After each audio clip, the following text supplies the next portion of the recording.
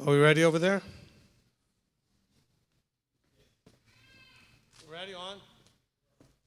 Of course, they told me we're ready just as I walk away from the podium. All right. Okay, Rosh Chodesh Sameach. Oh, that was pathetic. Let's try that again. Rosh Chodesh Sameach. Amen. All right. Shalom, shalom, everyone. Okay, so we are here to do our Tuesday night Torah study. We don't usually do it on YouTube. We usually do it on Adobe Connect, but we're here to do our Torah study. Maybe we'll just do it here every week. It'll be kind of fun. But anyway, we'll see. We'll sit here together, and we'll have people come up and read.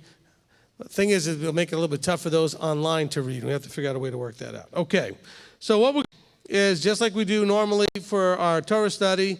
We'll do all the things as we usually do, but we're going to start out differently with the Rosh Chodesh service first. Okay, so we're going to have a quick Rosh Chodesh service for Rosh Chodesh Sivan. And so today is the first, going into the second of Sivan, so we're going to get that in there. And so I do have some announcements that we'll cover, and we could do that a little bit quickly here at the beginning, and then we'll do it again in the in-between, the readings part. This way, some people who are here early that maybe not stay all the way through will get to hear the announcements. So I'll do the announcements right after the Rosh Chodesh service, right before we start the Bible study. That way, more people will have already shown up for the YouTube for that. Okay. So again, what we're going to do is the Rosh Chodesh service, and then our normal Torah study. We'll have seats up here for people who want to read. I do have 9 readings today as we go through the readings. Then we will discuss the Torah portion after that. All right, everybody ready? All right, so we begin with the sounding of the silver trumpet. If you all rise.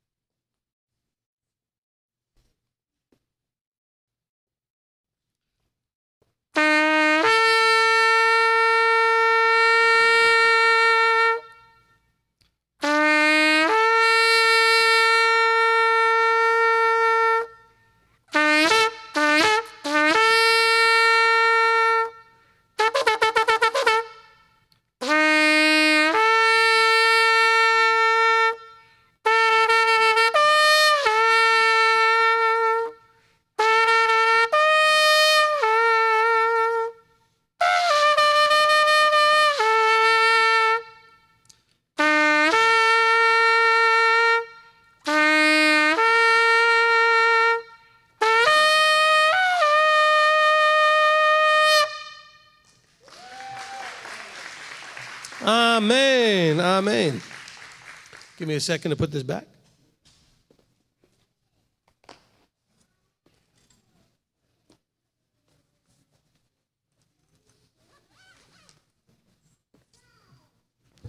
Okay, so for the rest of this, I'm going to come step out. We're going to use the slides for the rest of the... Oh, no, I've got it in front of me. Okay, we do it from here?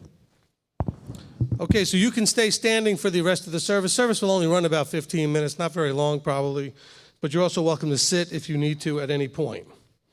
Okay. So do you go ahead and switch the slides, or do I? There we go. Okay, we begin with Psalm 51 and verse 15. Together, Yahweh sifatai tiftach, ufi yagid tehilatecha. Yahweh, open my lips that my mouth declare your praise. Amen. May the expressions of my mouth and the thoughts of my heart find favor before you, Yahweh, my rock and my redeemer. Numbers chapter 10 and verse 10. Together, also in the day of your gladness and in your appointed times and in the beginnings of your months, you shall blow with the trumpets over your burnt offerings and over the sacrifices of your peace offerings, that they may be to you for a memorial before your Elohim.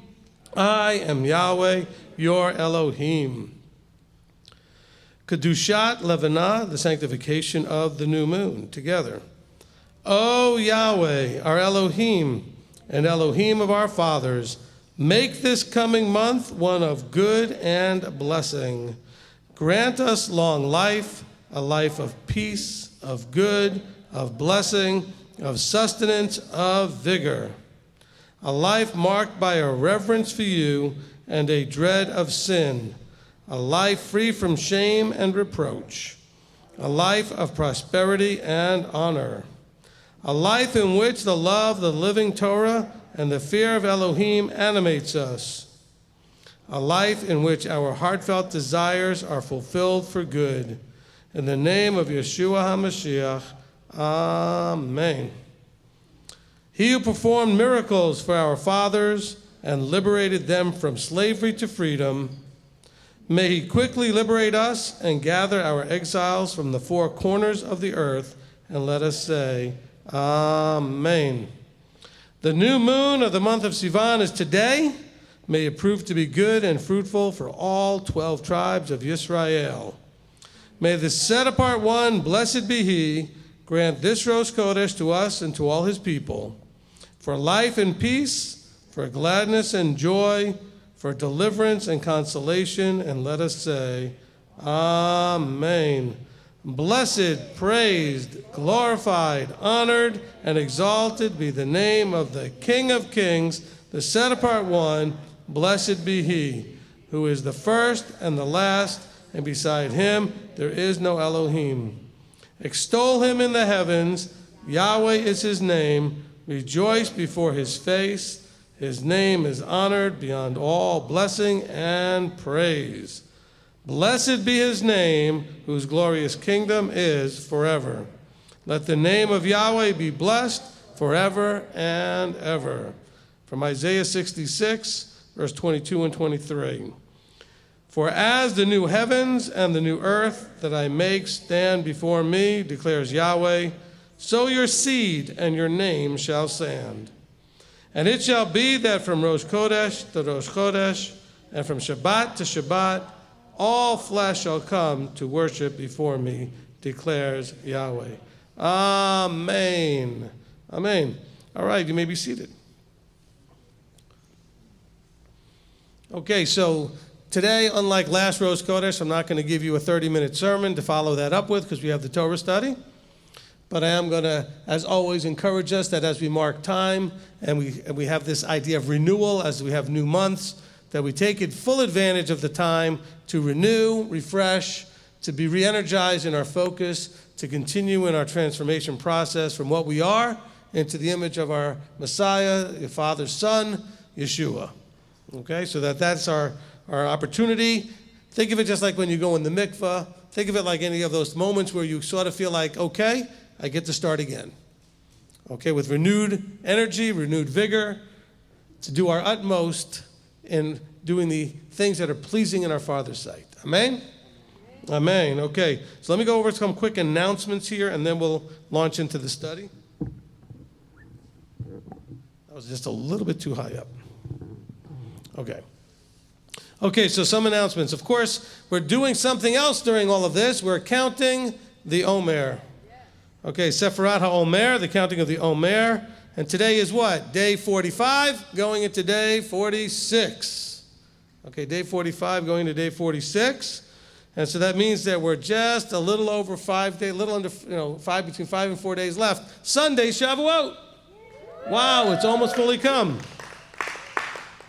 Fantastic.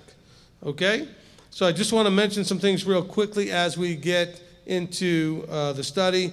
Normally in the study time, we do take up prayer and praise, and so it's going to be a little bit tougher to do without having the desk and everything else going on that for today. But I am going to mention a few things. One of the members of the congregation's father has passed away, and so we're going to pray for the Keeley family. We're also going to keep the Hayes family in prayer. David Hayes had surgery this morning. He had one artery that was 80% clogged. They got to clean that out, put a stent in there. When I saw him this morning, he looked pretty good. I mean, as good as he always looks. Now, he's watching. He knows I'm teasing him. Okay? No, I thought he looked terrific. He doesn't know it, but I stopped by later in the afternoon while he was sleeping. He had his the CPAP mask on. Didn't look quite as terrific. Man, you look like weird. I do too. You put that thing on, you really look pretty frightening. Anyway, David's doing great. And so we're glad that, in a certain sense, that whatever bothered him when we were doing our thing on Sunday, when he ended up feeling bad enough to go into the hospital Sunday afternoon, that it was an early enough warning system to find out when they wanted to go figure out what was going on, that he had an 80% blockage. Because that could have turned into a 100% blockage and ended up in disaster. So praise Yah that we got that taken care of. Okay. So I wanted to bring that out. He should be getting out tomorrow. Okay? Let's see. So upcoming things that you need to be aware of as we are kind of going forward. This Friday, okay, is going to be, because we have so many people coming, my wife and I just kind of made a last-second quick decision that we'd probably be great to have an Erev Shabbat, not service, but a whole thing here, like we could all meet. So everybody, we're going to be here for Erev Shabbat. We're not going to be broadcasting that, but just so you know, for those here locally, so if you have people that are coming into town, and we know there's a lot of people, if you're online and you're coming in, so just let us know that you're coming, and you can come here for Erev Shabbat. We'll let you know as far as bringing. We're going to be doing our normal oneg Friday night. So in other words, bring food for you and your family and enough for a few other people. Okay? Sometimes people wonder, well, what do I bring? Well, what would you be doing if you weren't coming? Okay? Bring food for you and enough for your family, and then some for, in case we have some guests or somebody didn't have enough, so you can provide. We're always supposed to have that extra for the poor, so to speak. So just bring what you can. Okay, but so if you are coming, we'd like to know that you're coming and you're planning to be here. We're so excited for all the people that are going to be here for Shavuot. Okay, we know a lot of you will be coming in, prior on Friday. Okay. So Erev Shabbat will be here. So I almost feel like we should just bring sleeping bags and just stay here the whole weekend. Because we're going to be here Friday night, then all day Saturday, and then all day Sunday. That's pretty good. All right. For those of you that are coming in from out of town, I apologize, but there will be no Five Guys Saturday night. Because it is, after all, the beginning of the holy day. Okay, so you'll have to come again on a time when Sunday is not another day, another holy day right after Saturday. So we don't have back-to-back Shabbats. Okay, so we have a high day on Sunday. All right. Let's see. We did have a very good launch of our Financial Peace University on Sunday. It went very well. We had good participation here. And David was nice enough not to call 911 until after class ended. I told him, don't do that again. Call him right away, even if it's during class. But anyway, I'm just teasing him, and he appreciates that. I know that. Anyway, but it was really good start to Financial Peace University. Not too late to catch some of you up if you still want to join in and get caught up in it. The next class we'll be having, I just realized, of course, with the way June is kind of tight. We've got Shavuot this Sunday, so we're not doing it this Sunday. The next Sunday is Father's Day. So I don't know if that affects anybody coming to the class. I don't have a problem making sure we have the class, so we were planning to do it on the 16th. So if that's going to be a challenge for anybody, let us know. We might be able to do something about that. But our next class is scheduled for Sunday the 16th, and then it'll be every Sunday as we go forward for about 9 weeks, not including, of course, Shavuot, and, of course, July 14th, which is our picnic and mikvah. Okay? And so just have that out there as well. All right, so that should cover it for the announcements. Again, on July 14th, for those of you that may want to visit, that's when we're going to have our picnic and our mikvah. We do that every summer. Sometimes we do it twice, but this time at least we'll do it once in July on that Sunday the 14th at Chester Frost Park, which is in Hickson on Harrison Bay. Okay? So that should be a great time, as it always is. Okay. I think that's going to cover it. All right? So let's go ahead and get ready for the study here. So if you have a phone, make sure you turn it off. If you want to read, we got 5 seats up here at the front. We're going to need 9 readers, so we're going to have to fill those seats more than once. Shara is sprinting up to be first. Okay. Well, that's good. All right, let's see. Gabriel, come here for a second. Take this and bring this over to Marty. Thank you. Appreciate it.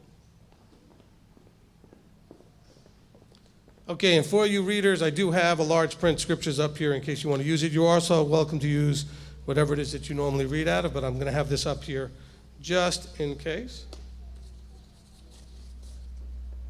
This over here.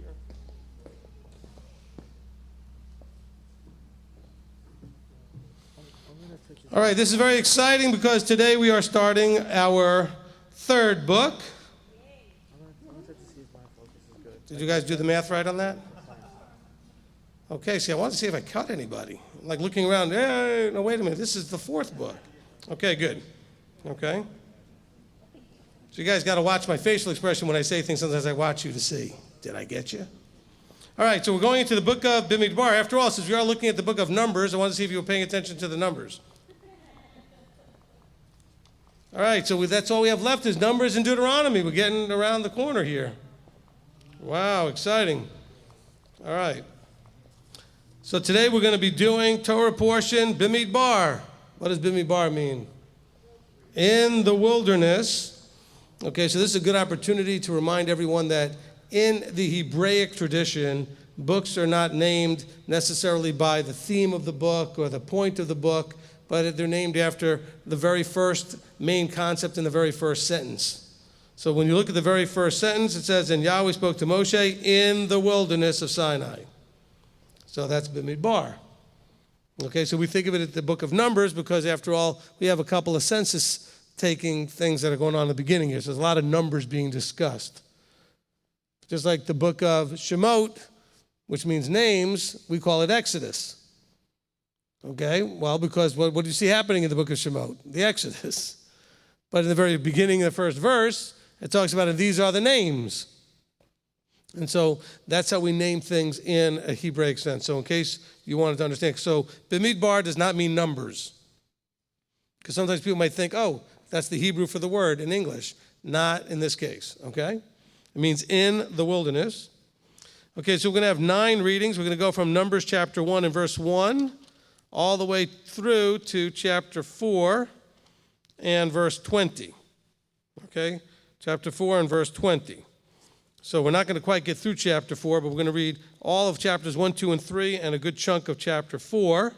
Like I said, I've got 9 readings. The way we'll do this is we'll have the readers from up here do the readings, and I will recite a blessing over each one as they'll come up to read, and then I'll tell them which verses they're reading to and from, and then we'll get this done. And afterwards, I might remind everyone about the announcements again really quickly, and then we'll go into the discussion portion of the study. So we'll begin with Ms. Shira. Come on up. Okay, I think the way we'll do this is I'm going to let you hold the mic. That way we don't have to keep adjusting the mic stand. All right. He who blessed our fathers, Abraham, Isaac, and Jacob, may he bless Shira, who's come up to honor Yahweh in the Torah. May the set-apart one bless her and her family and send blessing and prosperity on all the works of her hands. Amen. Okay, Shira's going to start us off in chapter 1 and read the first 16 verses.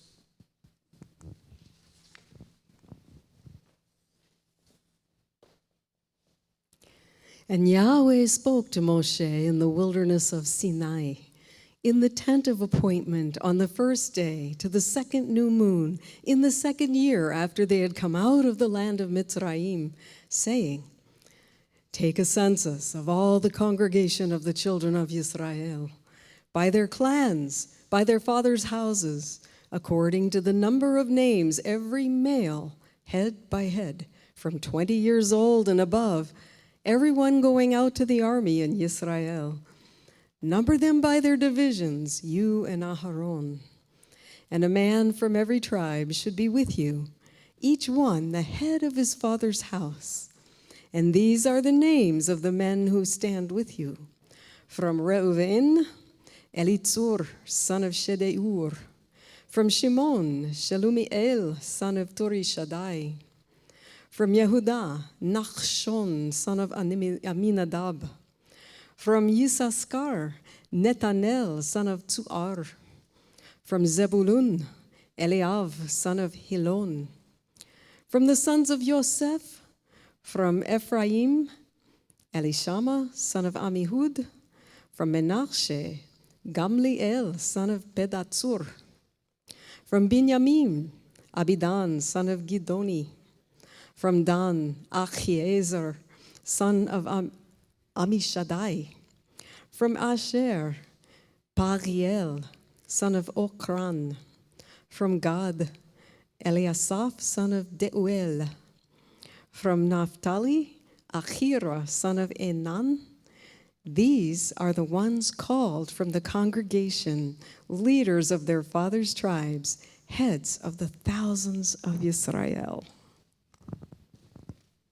Amen. Amen. Okay, for those of you on YouTube, we are going to try to get the chat going, and we're going to have Manny do that after he reads. Okay, so we're going to get you to go sit in on the chat and see if we can get that working. Marty's going to get that working. Okay, so he who blessed our fathers, Abraham, Isaac, and Jacob, may he bless Manny, who's come up to honor Yahweh in the Torah. May the set apart one bless him and his family and send blessing and prosperity on all the works of his hands. Amen. Okay, Manny's now going to take us from verse 17 to verse 35. 35. Yeah, I'm not reading the names that good. And Moshe and Aaron took these men who were called by name, and they assembled all the congregation together on the first day of the second new moon.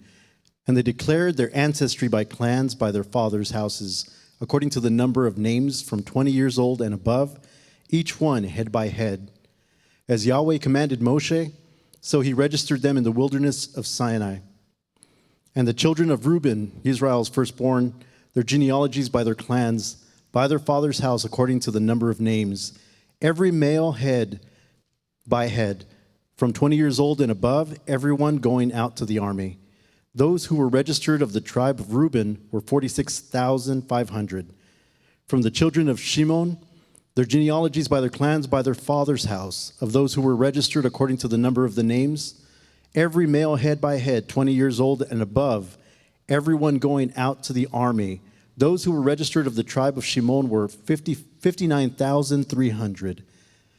From the children of Gad, their genealogies by their clans, by their father's house, according to the number of names, from 20 years old and above, everyone going out to the army. Those who were registered of the tribe of Gad were 45,650. From the children of Yehudah, their genealogies by their clans, by their father's house, according to their number of names, from 20 years old and above, everyone going out to the army. Those who were registered of the tribe of Yehudah were 74,600. From the children of Issachar, their genealogies by their clans, by their father's house, according to the number of names, from 20 years old and above, everyone going out to the army. Those who were registered of the tribe of Issachar were 54,400. From the children of Zebulun, their genealogies by their clans, by their father's house, according to the number of names, from 20 years old and above, everyone going out to the army. Those who were registered of the tribe of Zebulun were 57,400. From the sons of Joseph, the children of Ephraim, their genealogies by their clans, by their father's house, according to the number of names, from 20 years old and above, everyone going out to the army. Those who were registered of the tribe of Ephraim were 40,500. From the children of Manasseh, their genealogies by their clans, by the father's house, according to the number of names, from 20 years old and above, everyone going out to the army. Those who were registered of the tribe of Manasseh were 32,200. Amen. Amen. Okay. So we're going to send you back over there by Marty. We'll see if we can get you on the chat. All right. Let me see if I can mark this that way.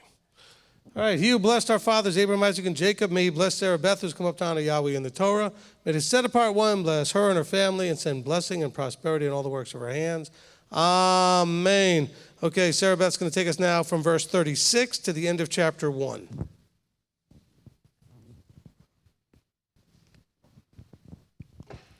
From the children of Benjamin, their genealogies by their clans, by their father's house, according to the number of names, from 20 years old and above, everyone going out to the army.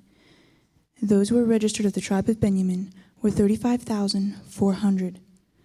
From the children of Dan, their genealogies by their clans, by their father's house, according to the number of names, from 20 years old and above, everyone going out to the army. Those who were registered of the tribe of Dan were 62,700. From the children of Asher, their genealogies by their clans, by their father's house, according to the number of names, from 20 years old and above, everyone going out to the army, those who were registered of the tribe of Asher, were 41,500. From the children of Naphtali, their genealogies by their clans, by their father's house, according to the number of names, from 20 years old and above, everyone going out to the army, those who were registered of the tribe of Naphtali, were 53,400. These were those registered, whom Moshe and Aharon registered, with the leaders of Israel, 12 men, each one of his father's house, and all those that were registered of the children of Israel by their father's houses, from 20 years old and above, everyone going out to the army in Israel. All those that were registered were 603,550, but the Levites were not registered among them by their father's tribe, because Yahweh had spoken to Moshe, saying, "Only the tribe of Levi you do not register, nor take a census of them among the children of Israel. Instead, appoint the Levites over the dwelling place of the witness, for all its furnishings, over all that belongs to it. They bear the dwelling place and all its furnishings, and they attend to it, the camp around the dwelling place, and the camp around the dwelling place. And when the dwelling place is to go forward, the Levites take it down. And when the dwelling place is to be set up, the Levites set it up. And the stranger who comes near is put to death. And the children of Israel shall pitch their tents, everyone by his own camp, everyone by his own banner, according to their divisions. But let the Levites camp around the dwelling place of the witness, so that there be no wrath in the congregation of the children of Israel. And the Levites shall guard the duty of the dwelling place of the witness. And the children of Israel did, according to all that Yahweh commanded Moshe, so they did." That was unusual. So they did all that Yahweh said. I said that was unusual. You guys kind of missed that. Okay, Tommy, come up. Not Sarah Beth reading was unusual. There's that the Israelites actually did all that Yahweh said. That was kind of unusual. Sadly, of course. He who blessed our fathers, Abraham, Isaac, and Jacob, may he bless Tommy who's come up down to Yahweh in the Torah. May the set apart one bless him and his family and send blessing and prosperity in all the works of his hands. Amen. Amen. Okay, now we're going to go into chapter 2 and read verses 1 through 16. I need some more readers up here.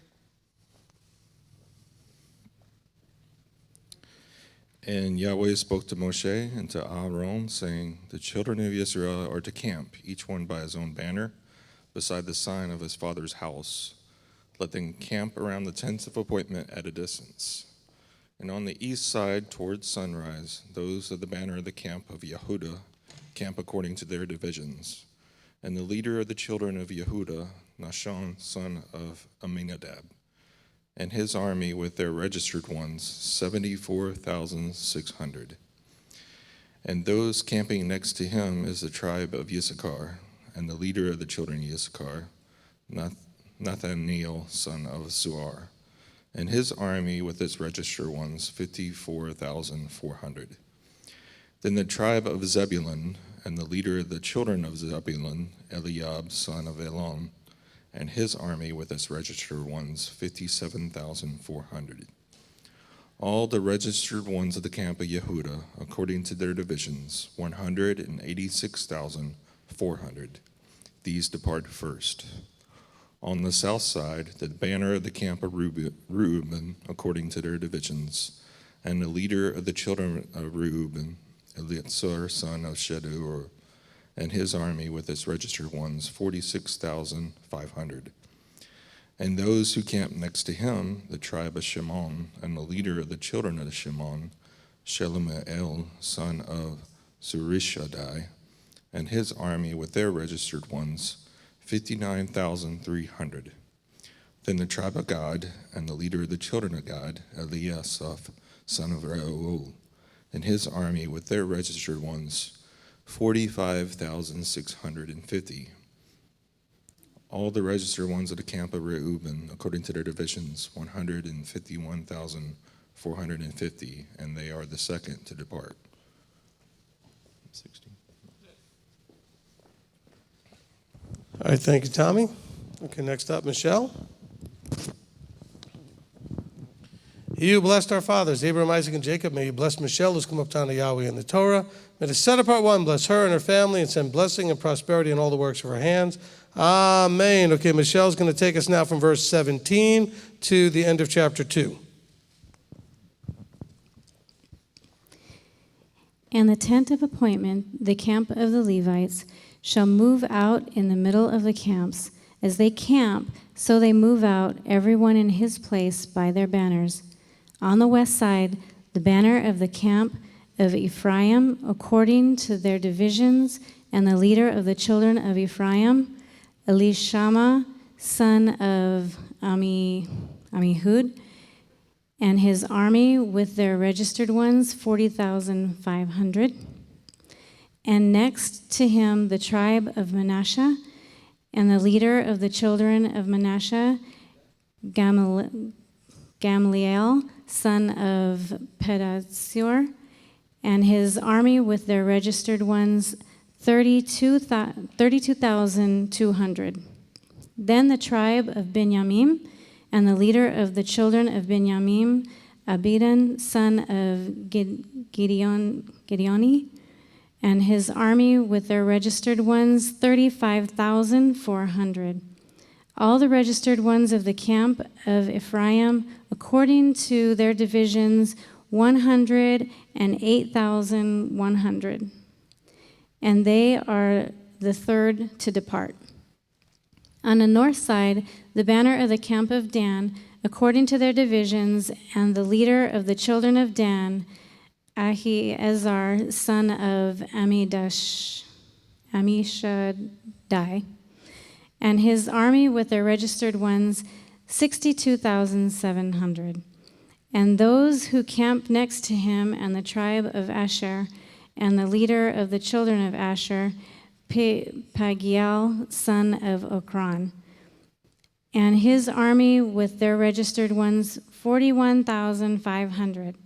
Then the tribe of Naphtali, and the leader of the children of Naphtali, Ahira, son of Enan, and his army with their registered ones, 53,400. All the registered ones of the camp of Dan, 157,600. They depart last with their banners. These were registered ones of the children of Israel by the fathers' houses, all who registered according to their divisions of the camp, 603,550. But the Levites were not registered among the children of Israel, as Yahweh commanded Moshe. And the children of Israel did according to all that Yahweh commanded Moshe. So they camped by their banners, and so they departed, each one by his clan, according to their fathers' houses. Amen. Amen. Okay. Awesome. Okay, I got 4 more readings. I need one more reader up there. Okay, just one more. Okay, Rabbi Tom, we'll get you up here. Okay. He who blessed our fathers, Abraham, Isaac, and Jacob, he blessed Rebbe and Julie, who's come down to Yahweh in the Torah. But his set apart one, bless her and her family, and send blessing and prosperity on all the works of her hands. Amen. Amen. Okay, you're going to go now into chapter 3 and read verses 1 through 17. Okay, thank you.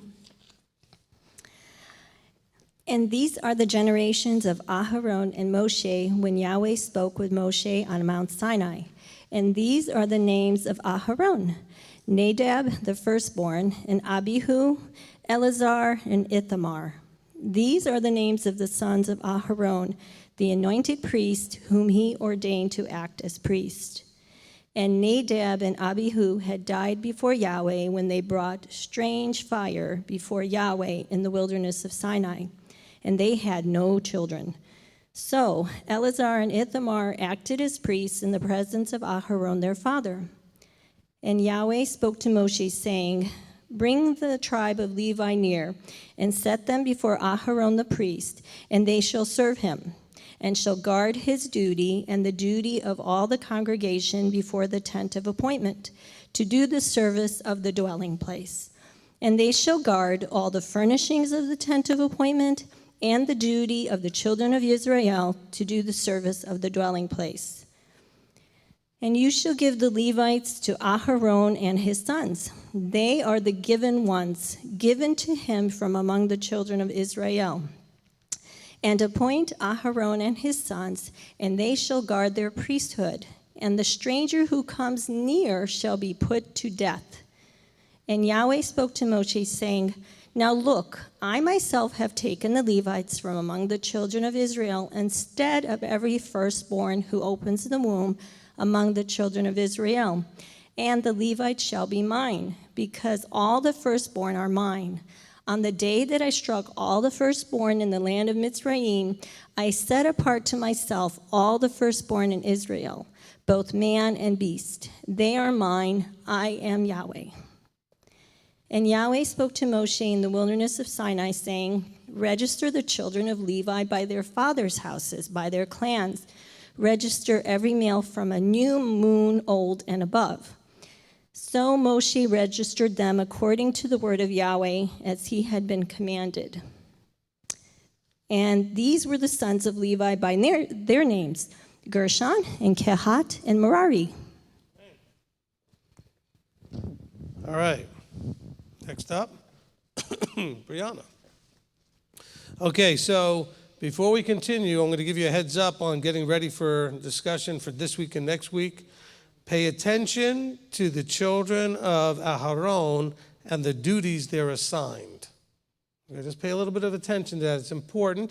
Also, I should have said this at the beginning. You should be taking notes and/or writing down verses and things that you may want to ask make a comment about or ask a question about after the study. Okay. He who blessed our fathers, Abraham, Isaac, and Jacob, may he bless Brianna, who's come up to honor Yahweh and the Torah.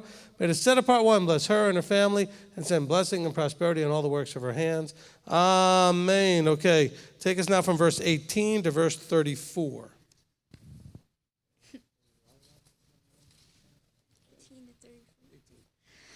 And these are the names of the sons of Gershon by their clans, Libni and Shimi, and the sons of Kehath by their clans, Amram and Yishtar, Hebron and Uziel, and the sons of Merari by their clans, Mahli and Mushi.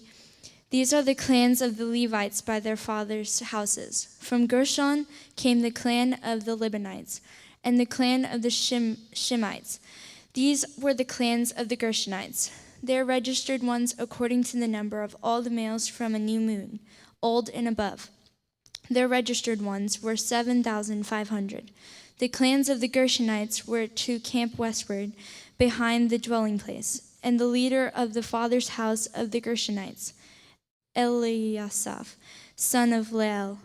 And the duty of the children of Gershon in the tent of appointment was the dwelling place, and the tent with its covering, and the covering of the door of the tent of appointment, and the screens of the courtyard, and the covering of the door of the courtyard, which is around the dwelling place, and the slaughter place, and their cords, according to all its service.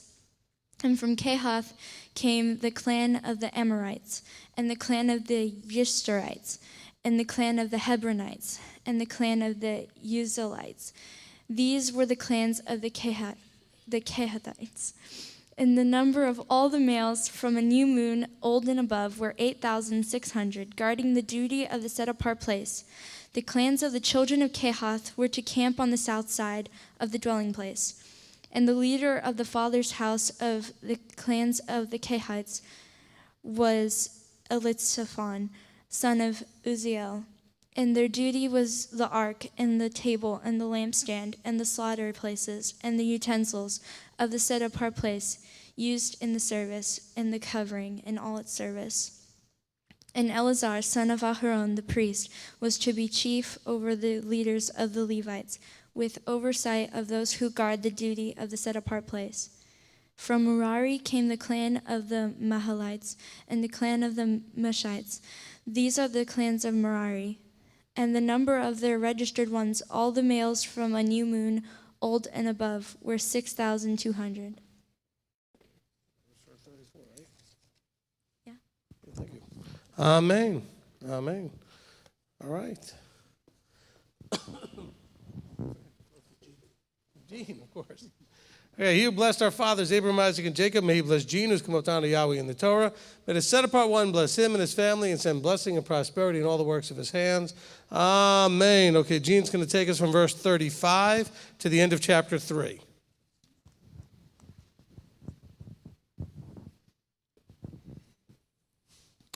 And the leaders of the father's house of the clans of Merari was Jeshureel, son of Abinahayel. These are the camps on the north side of the dwelling place. And the appointed duty of the children of Merari and the boards of the dwelling place, and its bars, and its columns, and its sockets, and its utensils, and all its service, and all the columns of the courtyard all around, with their sockets, and their pegs, and their cords. And those who were to camp before the dwelling place on the east, before the tent of appointments, were Moshe and Aaron and his sons, guarding the duty of the set-apart place and the duty of the children of Israel. But the stranger who came near was to be put to death. All the registered ones of the Levites, whom Moses and Aaron registered at the mouth of Yahweh by their clans, all the males from the new moon, old and above, were 22,000. And Yahweh said to Moshe, register all the firstborn males of the children of Israel from the new moon, old and above, and take the number of their names.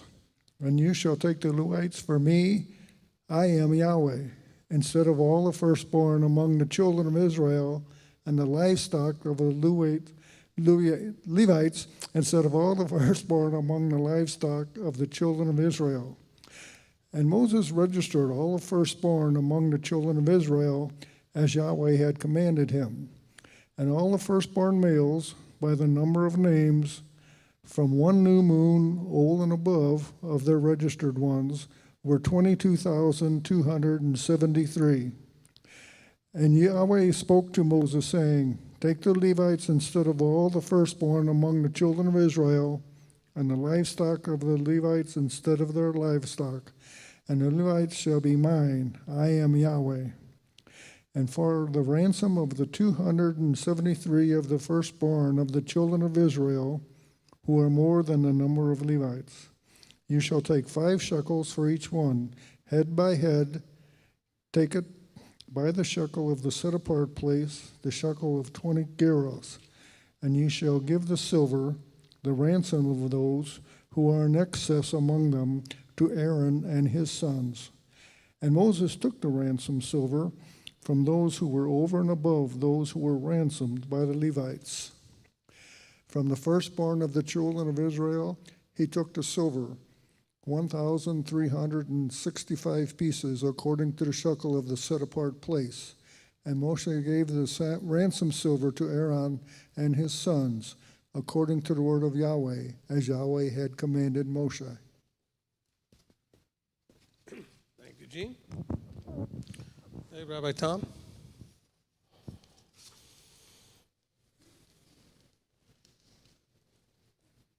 Okay.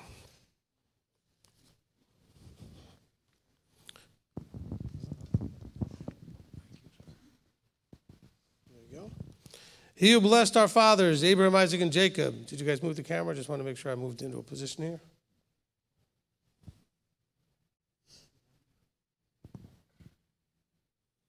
Okay. He who blessed our fathers, Abraham, Isaac, and Jacob, may he bless Rabbi Tom, who has come up down to Yahweh in the Torah. May the set-apart one bless him and his family and send blessing and prosperity in all the works of his hands. Amen. Okay, Rabbi Tom's going to be the final reader for today. He's going to read chapter 4, verses 1 through 20.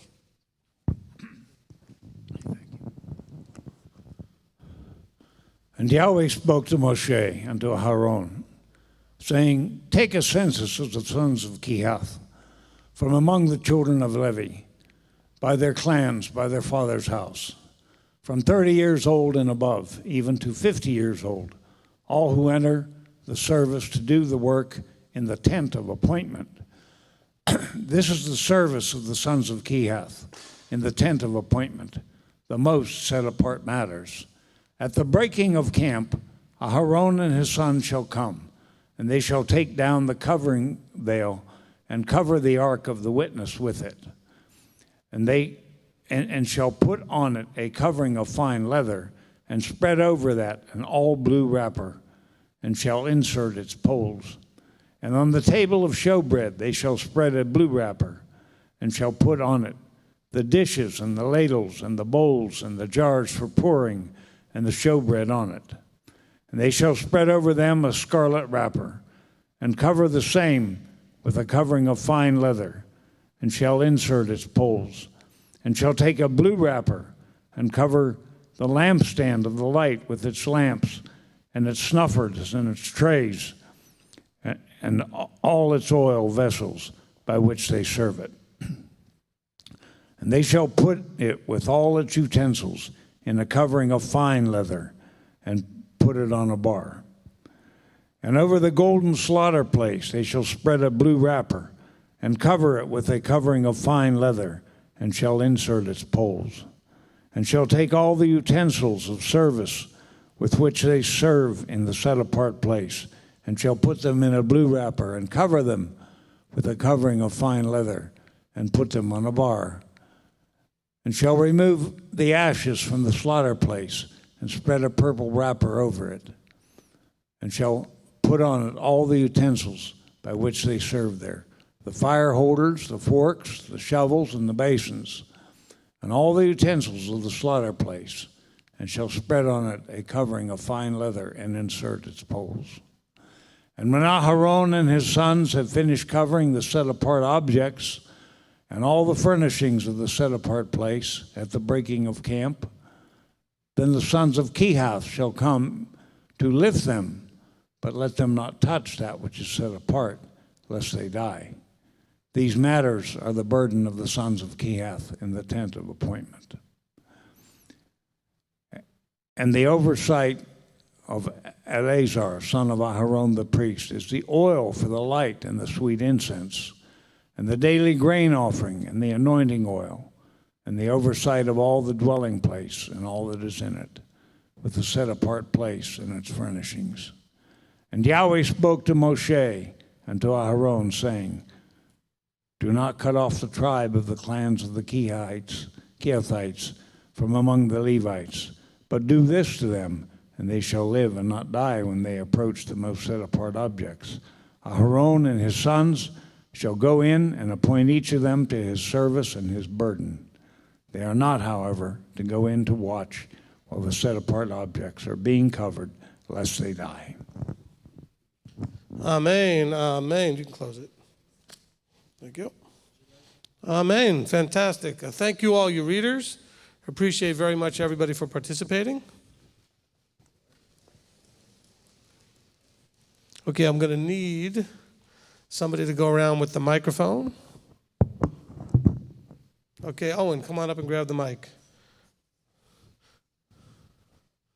Can you grab that one?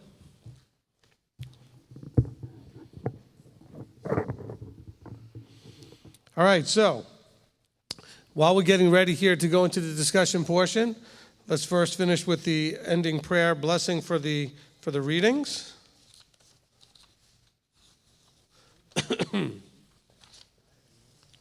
Where did I put the rest of that?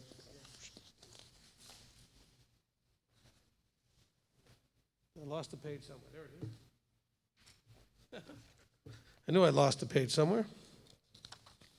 All right. Baruch atah Yahweh Eloheinu melech haolam asher natan lanu torat emet v'chayei olam nata b'tochenu. Baruch atah Yahweh noten haTorah. Amen. Blessed are you, Yahweh or Elohim, King of the universe, who has given us a Torah of truth and has planted eternal life in our midst. Blessed are you, Yahweh, giver of the Torah. Amen. Amen. Okay. Wow, a lot of stuff to cover here. A lot of stuff we could talk about. Usually I'd make a sarcastic joke and just say, well, there's nothing here, let's just move on. Oh no, there's lots of stuff here. Okay, so what we want to do is I just want to quickly go over the announcements, just a reminder for those that might be watching that are not here but are going to be here for Friday. We are going to do Erev Shabbat here at the congregation. We'll be doing that at what time? 6:30? 7? Okay, let's do that at 7. Okay, 7 o'clock, we'll post that in the different groups and pages and Marco Polos and everything else. Okay, so 7 o'clock Friday for those who want to participate Erev Shabbat here. Also, of course, remember that Sunday is Shavuot. We'll be doing services, live streaming it, and here at the usual time that we do normally services at 1 o'clock Eastern time, followed by our oneg here. The oneg for the Shavuot is going to be haystacks, which is basically taco salad. If you're coming, please sign up with the Rebbitzin, my wife, and let us know that you're coming, and she'll let you know what to bring.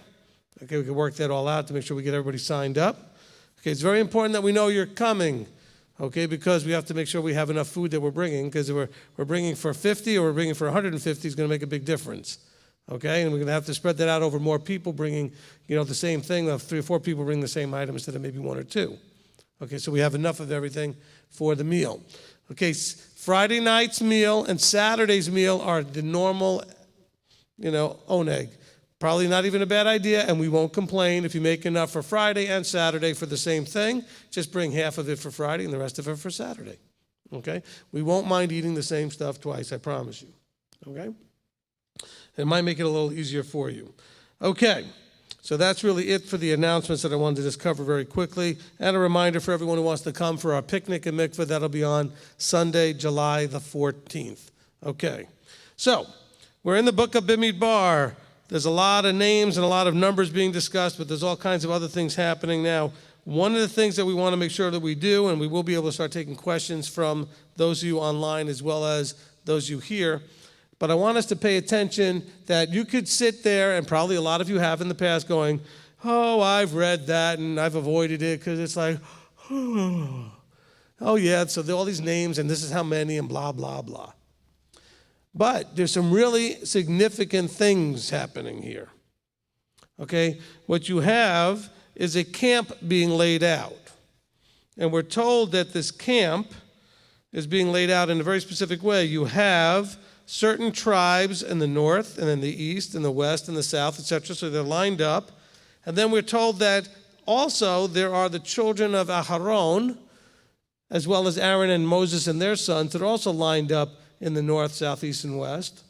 Okay? And we're going to start to see that when we see the rebellions that are coming, that there's sort of a logic to who's involved because of where they're located.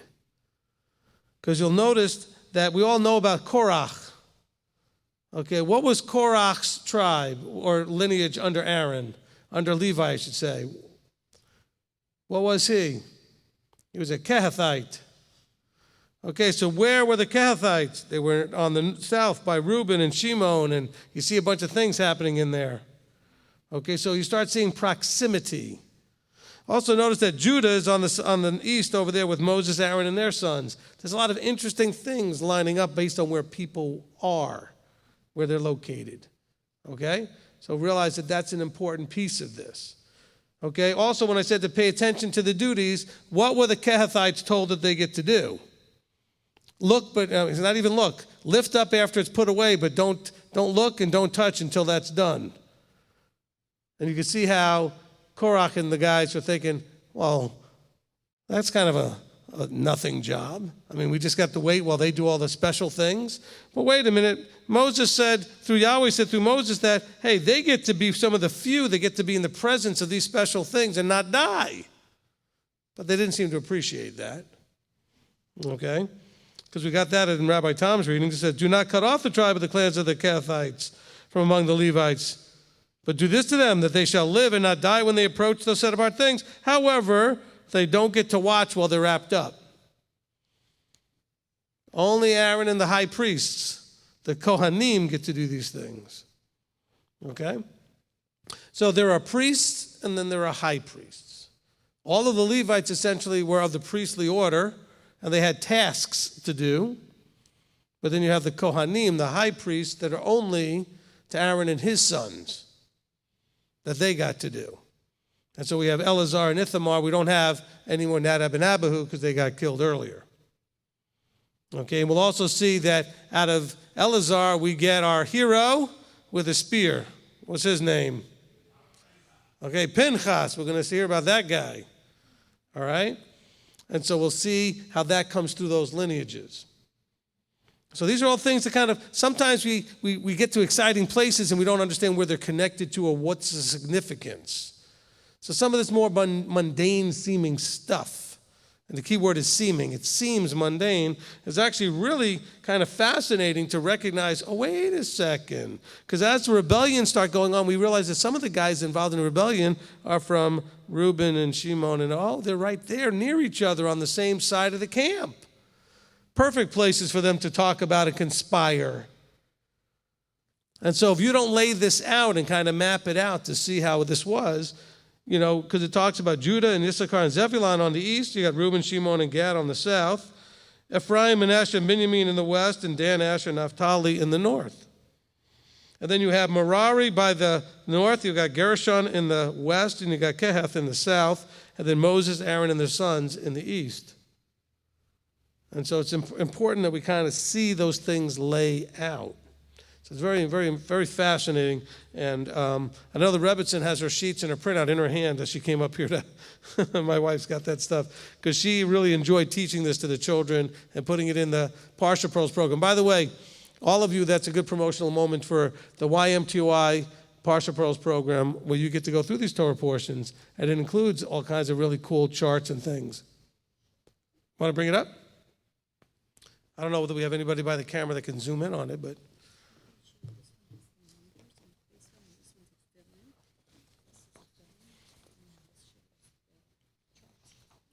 Okay, so maybe we can get that zoomed in over here or no?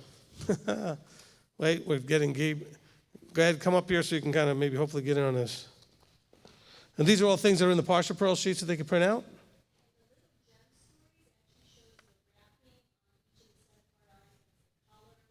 Okay, so in the little gem stories, it actually shows the wrappings and the colors and all the things for the items. Okay, so this first one shows the camp and who's where and how much the numbers of each group. Okay, so you can see the camp laid out.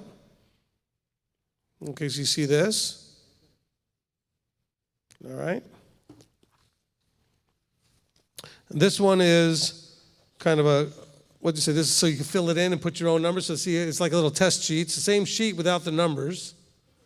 So the kids can go ahead and fill that in. And then this one is just showing the tribes and where there's, so you have little representations of the people in the tribes.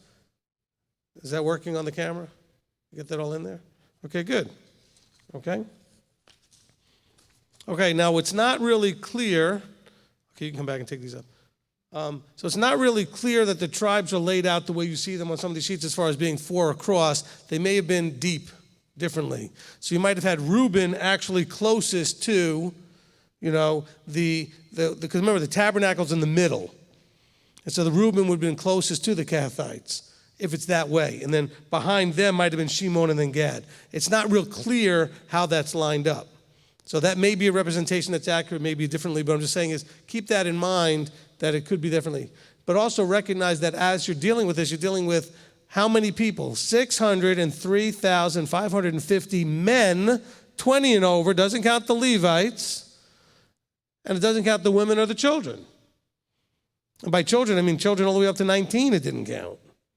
Okay? And so they probably had, I would guess, 2 to 3 million people. Because that was a fairly big camp when you consider how many people would have been on each side of the camp in the different directions. And it gives them the marching orders. Now bear in mind, for those that understand that Yahweh is the Elohim of shalom and peace, etc., he also has them preparing for army, for war, is what it said there. Those who are getting ready to go into the military. And so for those who are not really comfortable with structure, understand that you see very much right here in the book of Numbers a military structure being put in place.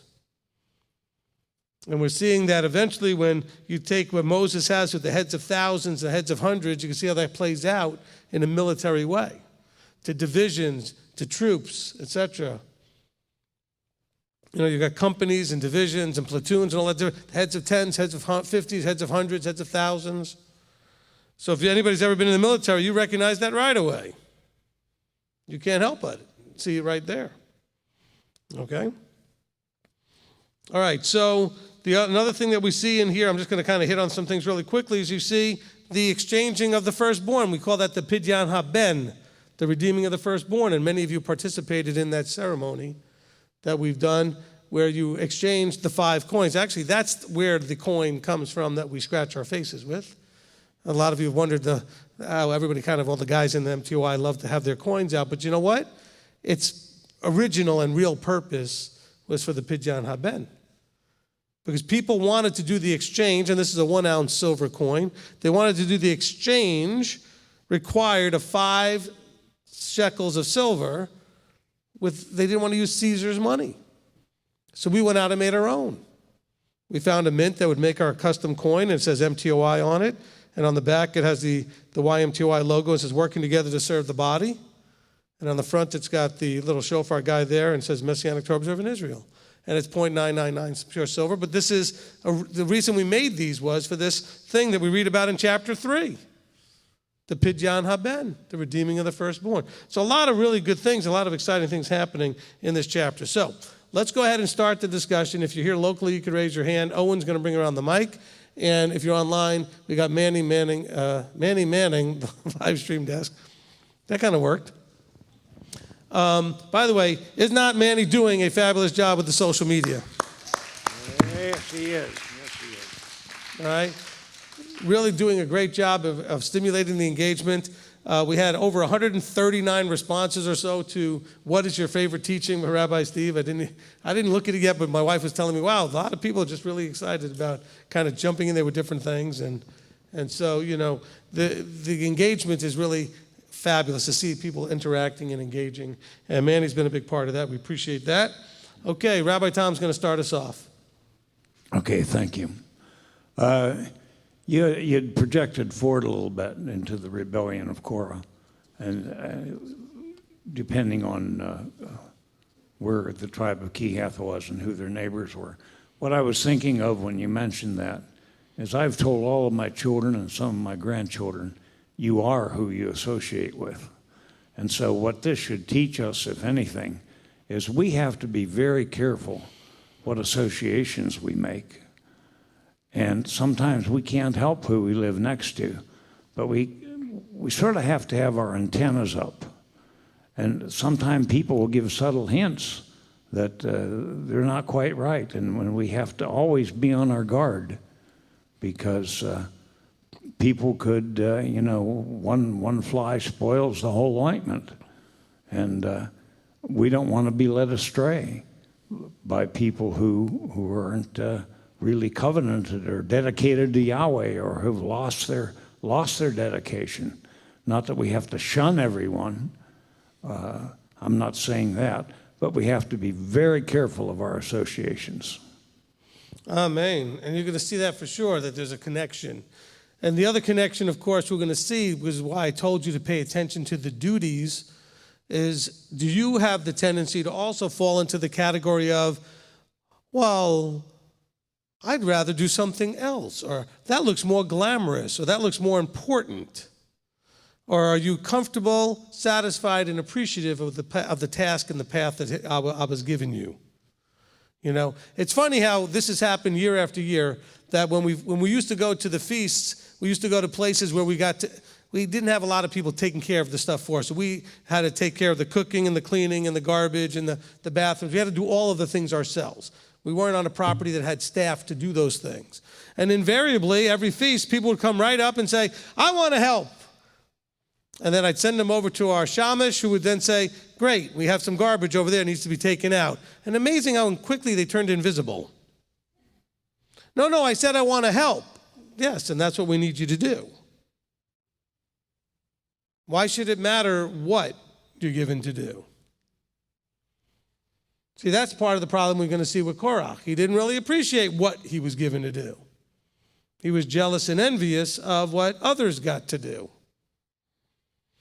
And that should be not the case in our hearts and in our lives. Where we're doing that, we should appreciate what he has us doing. And do that with all our strength and all our might, etc., with joy. Whatever it is he has you to do.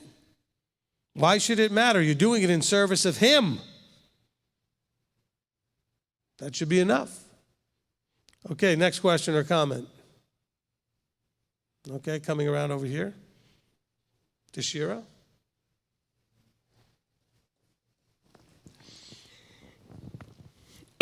Okay, can I have 2 questions? Certainly. Oh, thanks. You could stand up too. All right, let me see if I can get myself together here. I noticed 4 times in this particular parsha, it says, the stranger who comes near is put to death.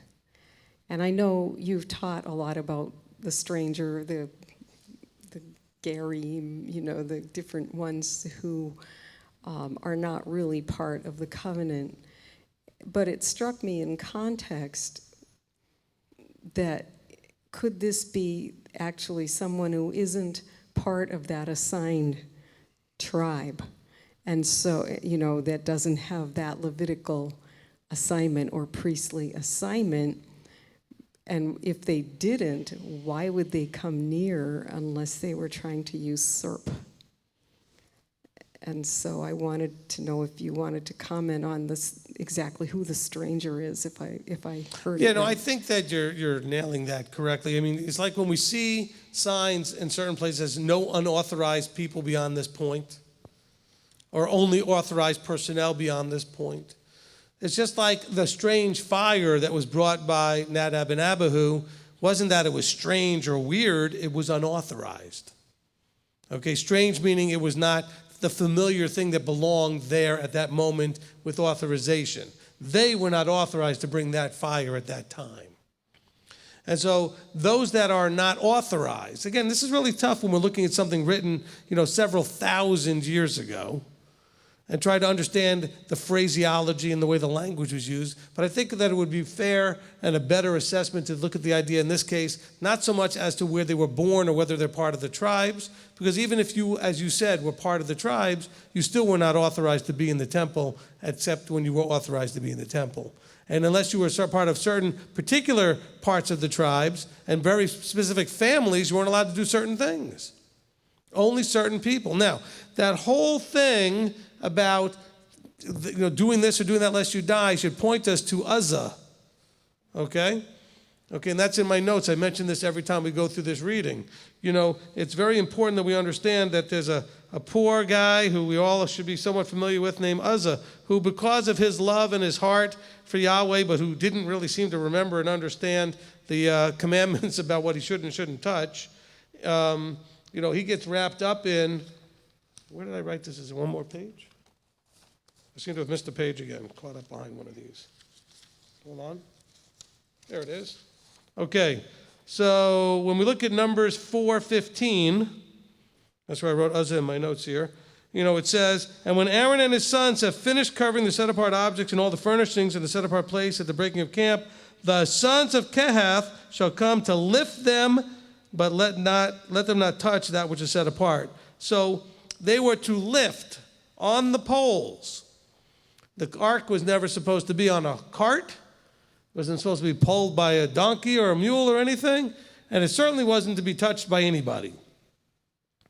And so poor Uzzah, this is a great example, by the way, for all of those out there who want to feel like, well, but I did it for the right motive. And so Yahweh should know my heart. Well, I did it for the right reason, or I had the right heart. Well, that didn't work real good for Uzzah. Uzzah's heart, I think, was as good as it could have been. He saw the ark. It looked like it was going to fall off the cart. He reached out to steady it.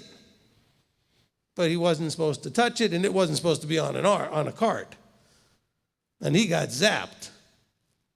No more Uzzah. Okay? And that's there for you as an example. Remember, we talked about that in the teaching on Shabbat.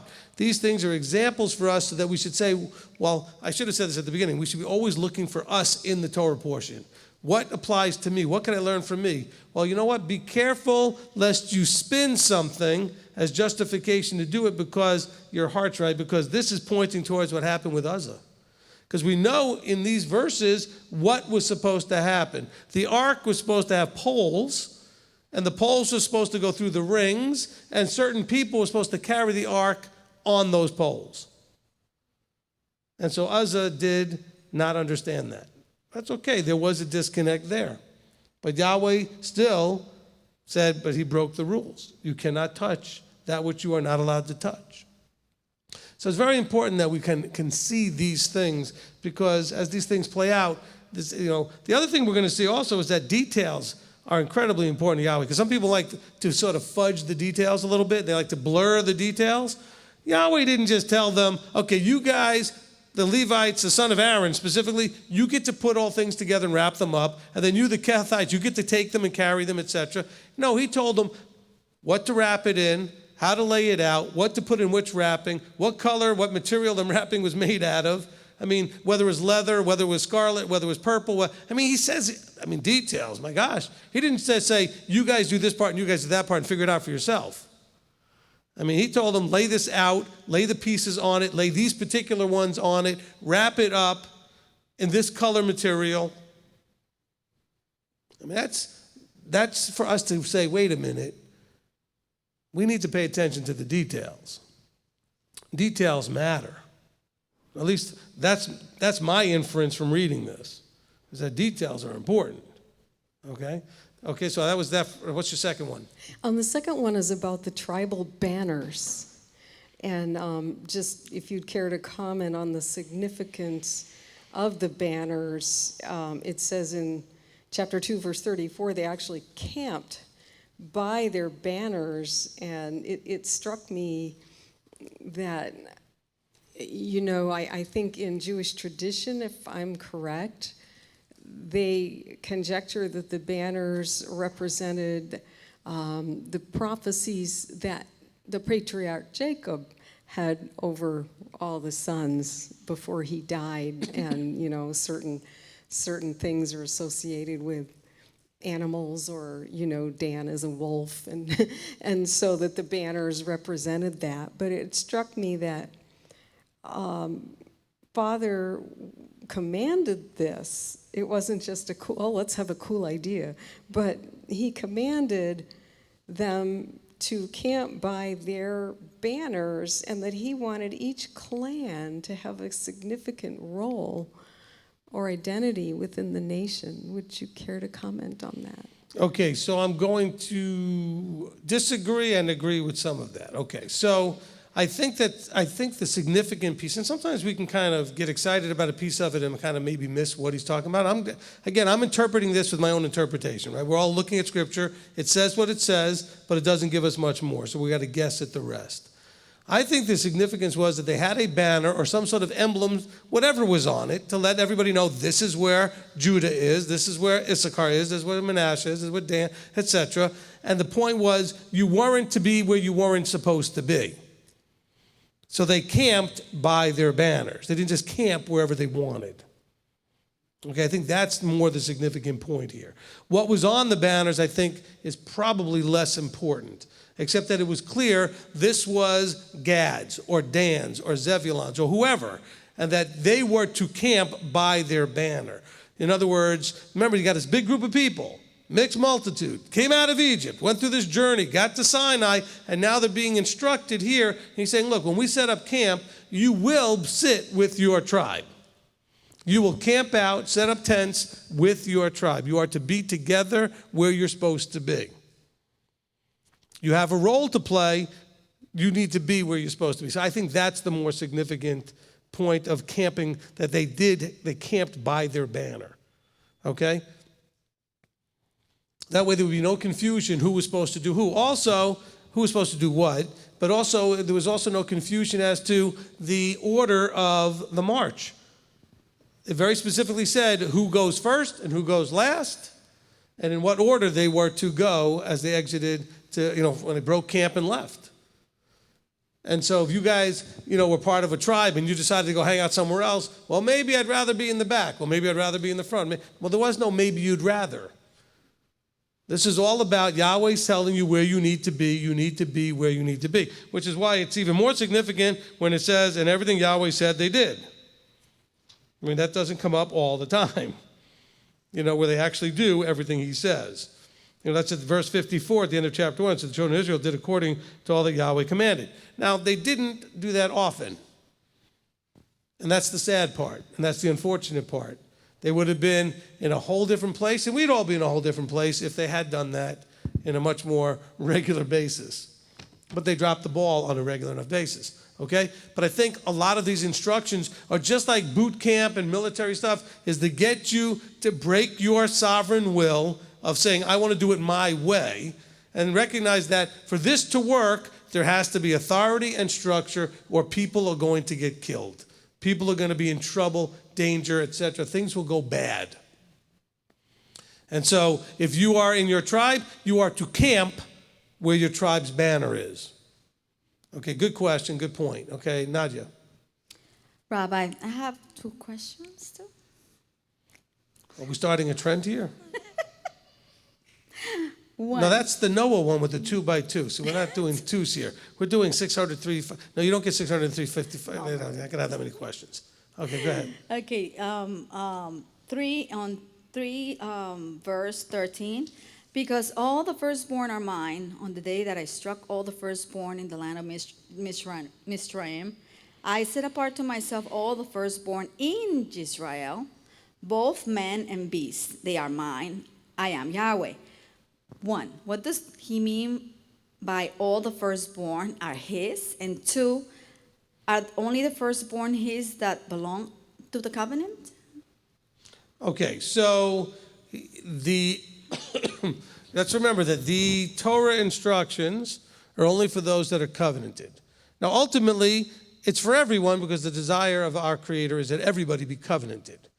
But they don't apply to those who are not covenanted until they're ready to covenant. So he has no expectation of people submitting to these things until he opens their eyes and their ears, and then they choose to covenant. Okay, now as far as the metaphor here and the point here has to do with redemption. He said, I redeemed the firstborn. They were supposed to die in the last plague. I protected them. I redeemed them. I provided a way of escape. And so they are all mine. They owe me. They belong to me. And now he's saying in this chapters that we read, I'm going to choose to exchange and go from where all the firstborns belong to me. I'm going to allow that to change, and I'm going to have all the Levites belong to me. And so what we can guess is, had this not happened the way it did at Sinai, remember, at Sinai the children of Israel went out and played and ate and drank and did all kinds of dumb stuff. But Levi stepped up. Now, not initially, but when Moses called for anybody to step up, the Levites stepped up. Okay, so Yahweh makes a decision, I'm going to use the Levites. Had that not all happened that way, it's very likely that all of the firstborns would have been the ones chosen to work in the tabernacle and been given assignments. And how that would have looked, we don't know because it didn't happen that way. But it's likely that that would have been how it would have looked, is that the firstborns would have done the work of the temple. And he's saying so, and he basically says all of the firstborns as well as of Israel and both man and beast, is he wants everybody to know that it's everything that's firstborn belongs to me. Okay, not just the Israelite men, but also the beasts. The firstborns are mine. Okay? Say it again. It still applies today from the point of view that he has redeemed. It still applies today in terms of, now the firstborn of animals, we don't have a temple to bring them to. So when he says they're mine, he tells us throughout the Torah what we're supposed to do with them. We're supposed to take them to the temple. There's no temple to do that with. So that's been rendered, we'll call it moot or undoable at the moment. Let's be careful that we never say that Torah has been done away with. Some things we just don't do because the situation doesn't allow for it. You need certain elements to keep certain commandments. Okay, for example, people love to wise guy. You've heard this. Oh, what are you going to start stoning people now? You keeping the Torah? Anybody get that wise guy comment? My first thought always is, great idea, let's start with you. No, I don't say that. Actually, I usually do say that out loud. They don't like that when I say that too. But you have to understand, I always say to them, no, we don't stone people because that actually would be breaking the Torah. And they look at me like, what? It says in the Old Testament to stone people. Yes, when you're in the land as a nation with the judges and the government in place. You can't just go out and stone anybody in Torah. There had to be witnesses. There had to be basically a court handling of it where you go to a judge. And so that authority and that structure doesn't exist right now. So we would be breaking the commandments to stone anybody. And so they're thinking, oh, you're just, selectively doing this and that. I said, no, you don't understand law. Law has jurisdiction. It applies in a very specific place. It has additional connected parameters. Certain things have to be in place in order for certain things to happen. I got a ticket one time in the mail, mailed to me for a parking violation that I had never paid for, that I didn't even know I got the ticket. Must have blown off the windshield or something. So 18 months later, I get a bill in the mail for all these fees and everything. So I go to court. And I'm sitting there listening to 15 or 20 people in front of me. I'm almost the last one to go. And everybody that gave any kind of excuse got some sort of reduced fine or something.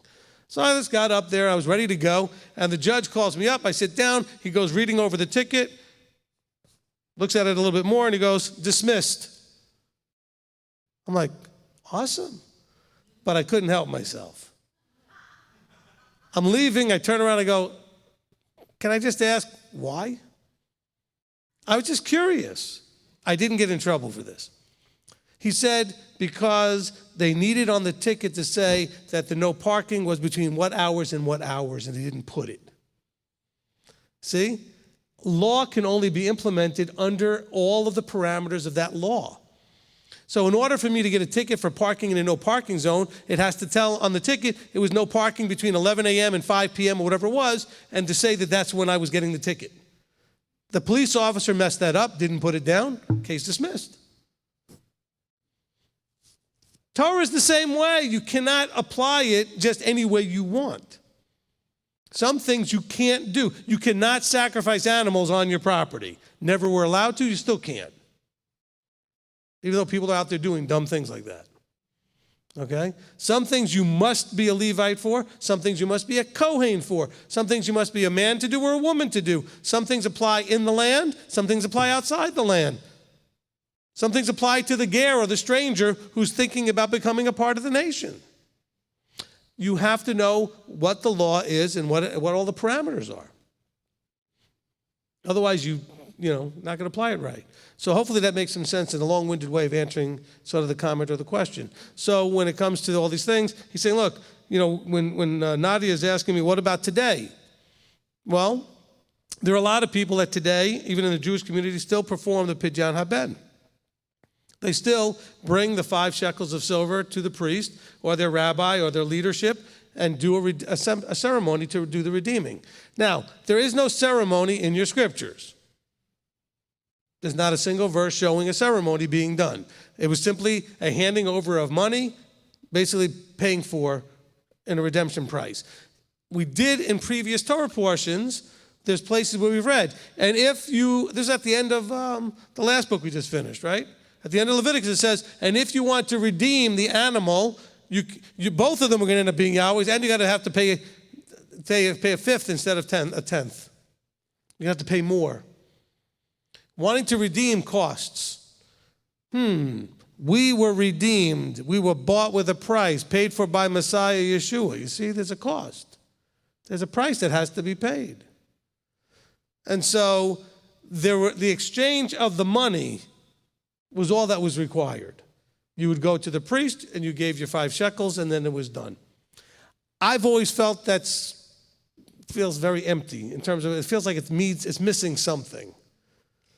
So when we do it here, and again, we don't require that people do it, but a lot of people do it, because Scripture doesn't seem to be clear that it needs to be done today, because they were doing it specifically to exchange for those Levites serving in the temple. And we don't have Levites serving in the temple anymore. There's no temple. But the desire to do everything and their utmost and be maximalist has a lot of people wanting to just do everything they can do. And so they'll do the 5. Now people say, well, a shekel is not an ounce. We don't know how much a shekel is. There's a lot of speculation. Go to all the Orthodox sites you want, you'll find 3-4 different amounts that they think is a shekel. But if you have an ounce, all of their measurements come within inside of an ounce. So we do 5 ounces. You're definitely going to have your shekels covered there. Okay, because every one of them has it around 3/4 of an ounce or whatever it is. So at least if you have an ounce, you know you covered it. And then people, when they come, so we exchange the silver, and then I ask a blessing of the father to honor the desire and the heart of the parent to redeem the child. And to use that child in whatever way that the father would have in mind, other than what would have been the work of the temple.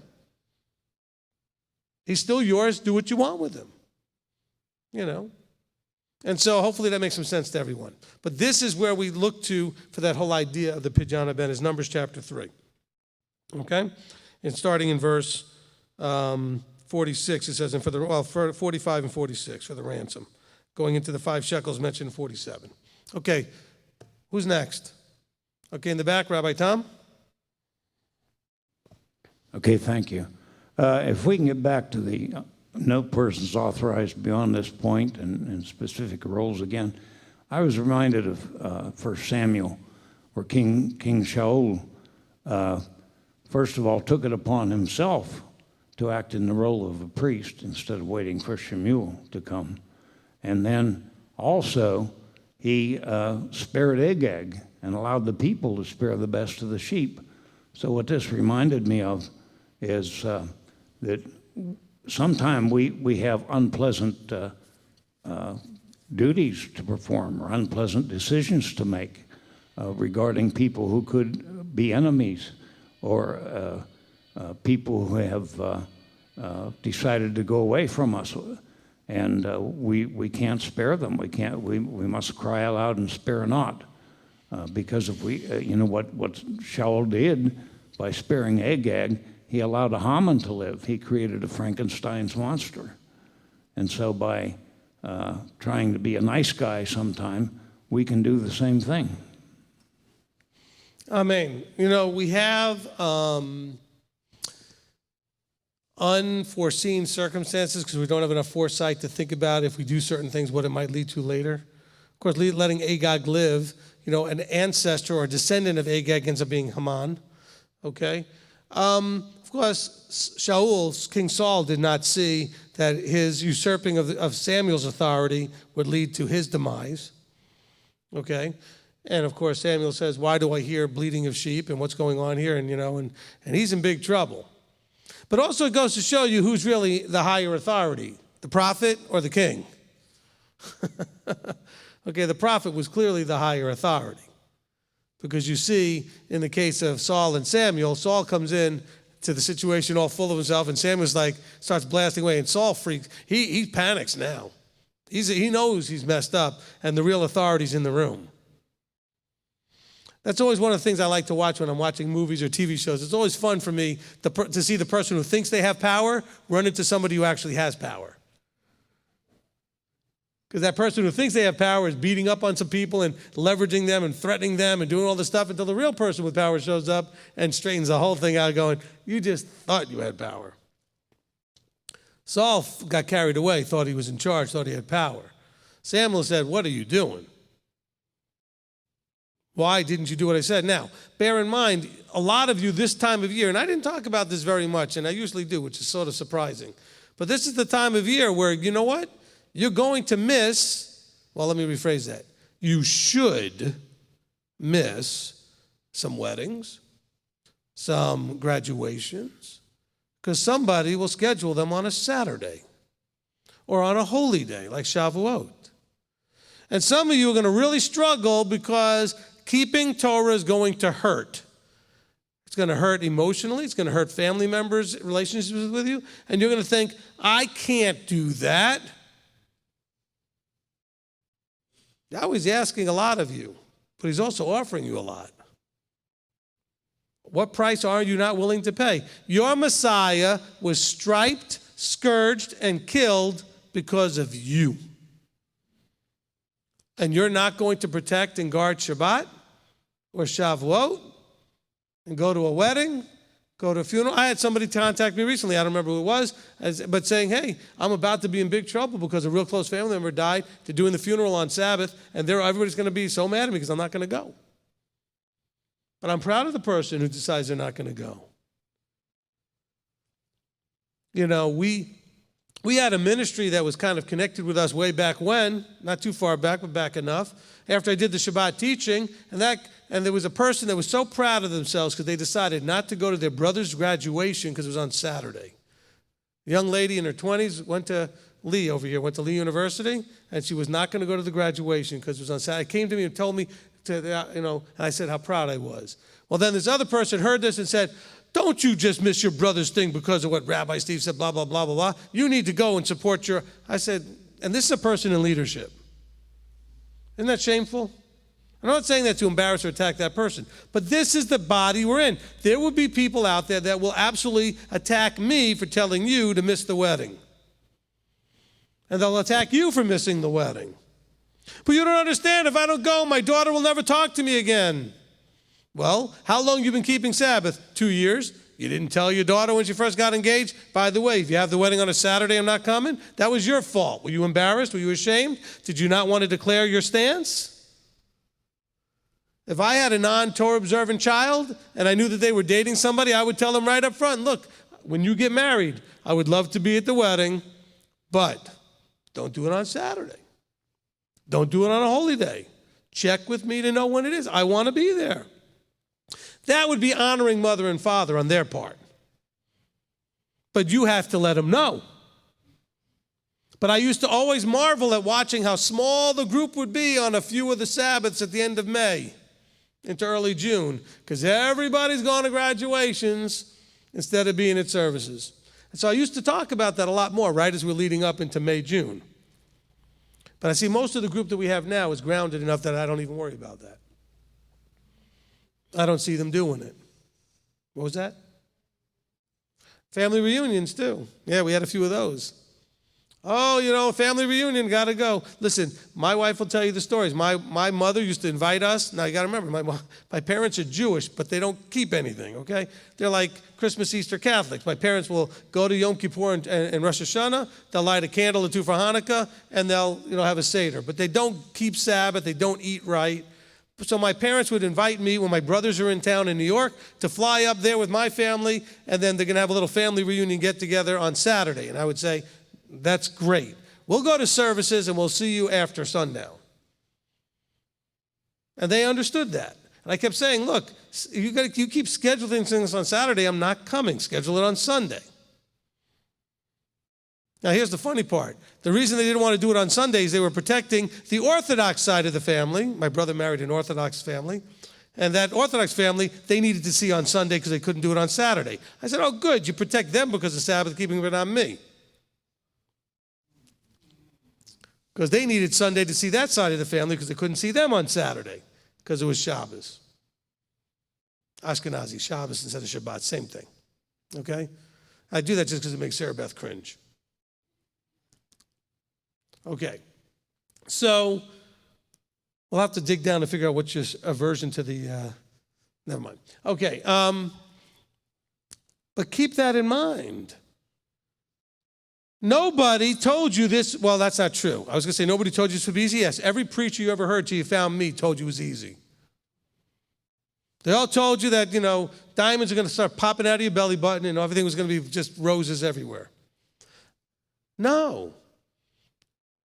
Yeshua himself says, I suffered, so shall you if you follow me. You need to pick up your stake and bear your burden and follow me. And then when they speak evil of you, and when they do this, and when you take it and you do it with a smile, he says, and that's going to pour blessings upon you and coals upon them. Do you have that in you, though? Because you know what? This is all well and good until it gets real. And it doesn't get real until something in your family, somebody close to you, threatens your relationship if you don't break Shabbat or break the holy days. Then now it's real. Because now you might lose something. But you know what? What if you make your stand and down the road, now you're going to gain something? Not from Yahweh, but from your family member who's going to recognize the seriousness and the integrity that you have after they get over thinking you're in a cult. Okay? They got to go through that process first. This is where the rubber really meets the road. See, you know what? My family doesn't give me any grief about this stuff at all anymore. Well, they really didn't give me grief about it. They don't schedule it that anymore because they will ask first and make sure when I'm available because they know. You know, I've been consistent with integrity to say no. Oh, but you don't understand. I'm married to someone who's not. Then be consistent in what you will or will not do. You cannot be all over the map because as soon as you cross the line, you have an employer, don't ever cross the line with your employer because then they'll expect you to do it all the time. They know you have no integrity. Oh, just come on in that one Shabbat because it's critical and we need you. Will you do that one Shabbat? You broke it. Now he knows you don't care because you could do it once, you could do it twice. Right? You could do it once, you could do it twice, 10 times, doesn't matter. That same leadership that was picking on the person for missing their brother's graduation, the question was asked, well, what do you do when your boss calls you into work? He said, I go in, otherwise the plant shuts down. So glad you're protecting the interests of your boss. What about protecting the interests of your creator? But you don't understand, if I don't go in, the whole thing falls apart. Why do I need to understand that? Why does that matter to me? I'm here to try to get you from point A into the kingdom. You go into work, that's not helping the matter. That is not helping my job to get you from point A into the kingdom. So to me, that's not a relevant answer. Does that make sense? Oh, you're just hard and cold and listen, I love you enough to talk straight. I love you enough to tell you, you do that, yes, you protect your human relationship, but what are you doing to your vertical one?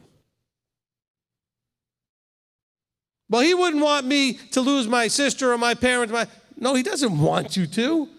Yeshua does. You know, that's one of the verses that makes me believe in the New Testament's validity, veracity, and everything else is when Yeshua says that you have to love less, by comparison, mother, father, sister, brother, and when he says those who choose.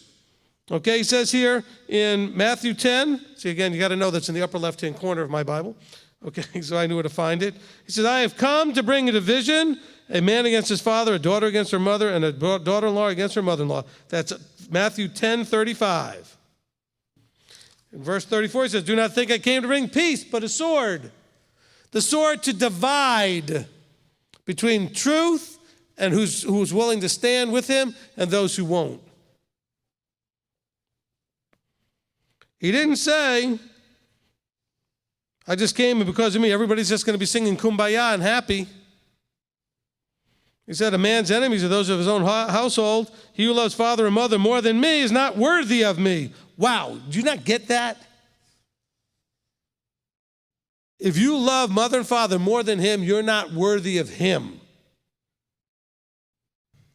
And that's in everybody's Christian Bible too, if they think that's all a cultish way of thinking of things. Every translation says that the same. If you don't love less by comparison, some of them say he who loves, who doesn't hate father and mother. That's the Greek there is love less by comparison. He who loves father and mother more than me is not worthy of me, and he who loves son and daughter more than me is not worthy of me. And he who does not take up his stake and follow after me is not worthy of me. Is this complicated? Okay, this is the time of year when we see that, though. You were called to this. And this is real. And this verse proves true in your life. You see this happening. You know. How did Messiah know to say this knowing that would happen? Because he's a Messiah and he knew it would happen. It's not said look, is that verse anywhere in the Old Testament? Nope. Messiah was telling us, I know something you don't know. I come, you choose to follow me, you're going to lose some people. Are you willing and ready to do that? And it's not because he wants you to. He's got a plan for them, he's got a plan for you, and he's got a plan for all that stuff. But he's got to see, we know scripturally there's been a rebellion, right? Right? Hasatan rebelled, we got this stuff going on called rebellion. He has got to know before he gives you the incorruptible, changed, eternal life body that you cannot have enough pressure. There's no pressure in the universe that can pressure you to choose something other than him.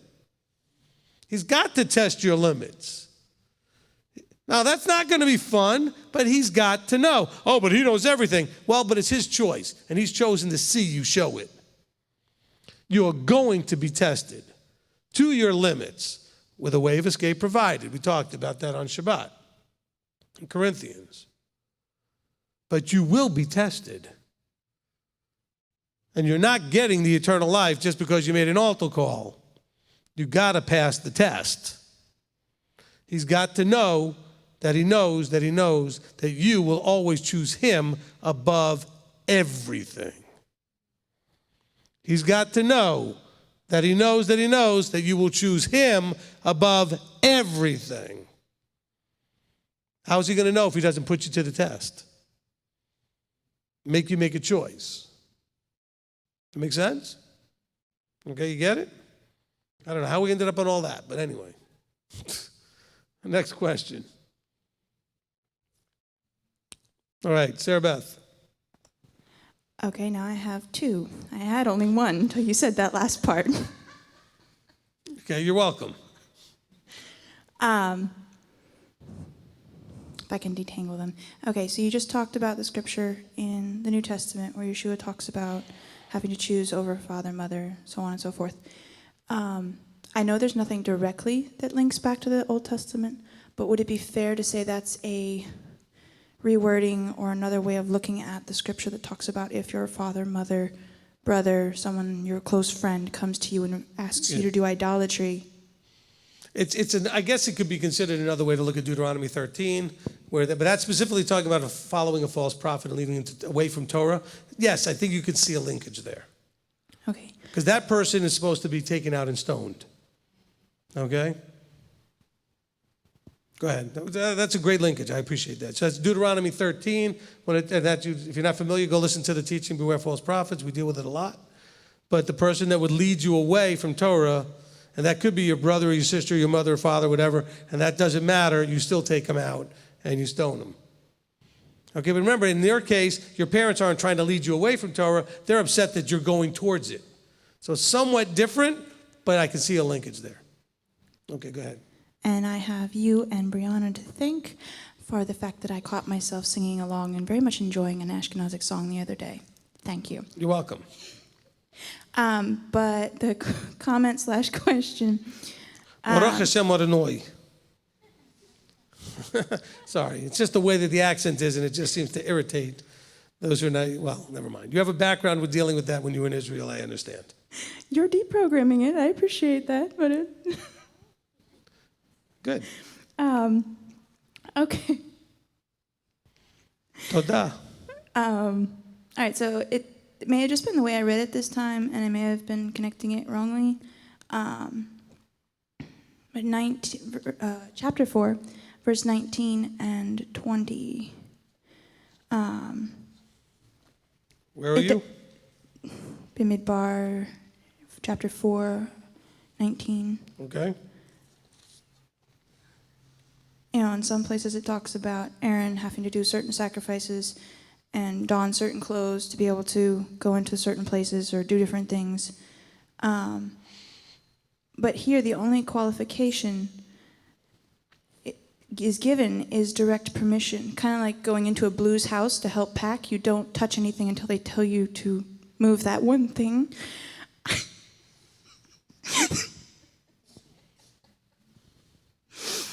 And that's the same thing that here, like what keeps them from dying. Sorry, the blues behind me are laughing. Is that in here, Aaron and his sons shall go in and appoint each of them to his service and his burden. Not just any, but the specific one gets appointed. All right, so what's the issue going on here in verse 19? What's fixing the problem? Authority and permission. Authorization. Okay? He says, do this. Authorize them and it's okay. But only authorize them. Don't just authorize anybody you want, but authorize them. Okay? Which, by the way, is a special honor to the Kehathites, and it's still not enough for them. Well, for some of them. Okay? So it has to do with authority and authorization. Okay? All right. By the way, there's some Reds that don't like their stuff being moved either. Just so you know. Okay. So it's not necessarily a blue thing. Ask my wife, who tried to clean up my office while I was in Canada one time. Okay. All right. With a cohort in crime over there. Okay, who's next? Want to bring it over to Mandy? You got some stuff over there? Really? I'm surprised. No, I'm kidding. We got only a few more minutes here. We got about 10 minutes. So let's go ahead and see what we can do. What other stuff can we get into here in 10 minutes? All right, I got Amy on here. Exodus 4:14. Aaron is called the Levite, but Moshe is not named or categorized as one. Is that significant? I know he's a Melchizedekian priest.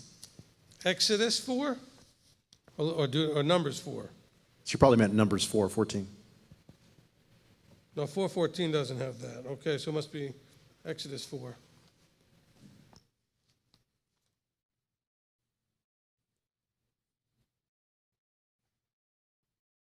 Yeah, no, in this case, when we're dealing with the, because 4:14 does cover that way, it says, and with the displeasure of Yahweh burning against Moses, and he said, is not Aaron the Levite your brother? I know that he speaks well, and see, he is also coming out to meet you. Moses, in his role, is outside of the whole situation. Okay? Moses is the role of the Melchizedekian. Moses is the role of the prophet. Okay, so he doesn't have the role, like Samuel didn't have the role in the kingdom with Saul. There was a different role. Okay? Samuel was outside of and above in some ways, making sure things were done in Yahweh's way without being in the system itself. He was the overseer of the system without actually being a part of the system. Moses is outside the system to a certain degree. People do come for him to judge. They come from for authority and for information until he sets up the courts, okay, and starts having the sharing of that. But the system, which is really talked about throughout the book of Numbers, is the Levitical system implementing the temple service and how the people needed to interact with that. Moses was not a part of that, even though he was Levite, okay, because Aaron is his brother. But what, again, you're seeing is a differentiation between the Melchizedekian and the Levitical.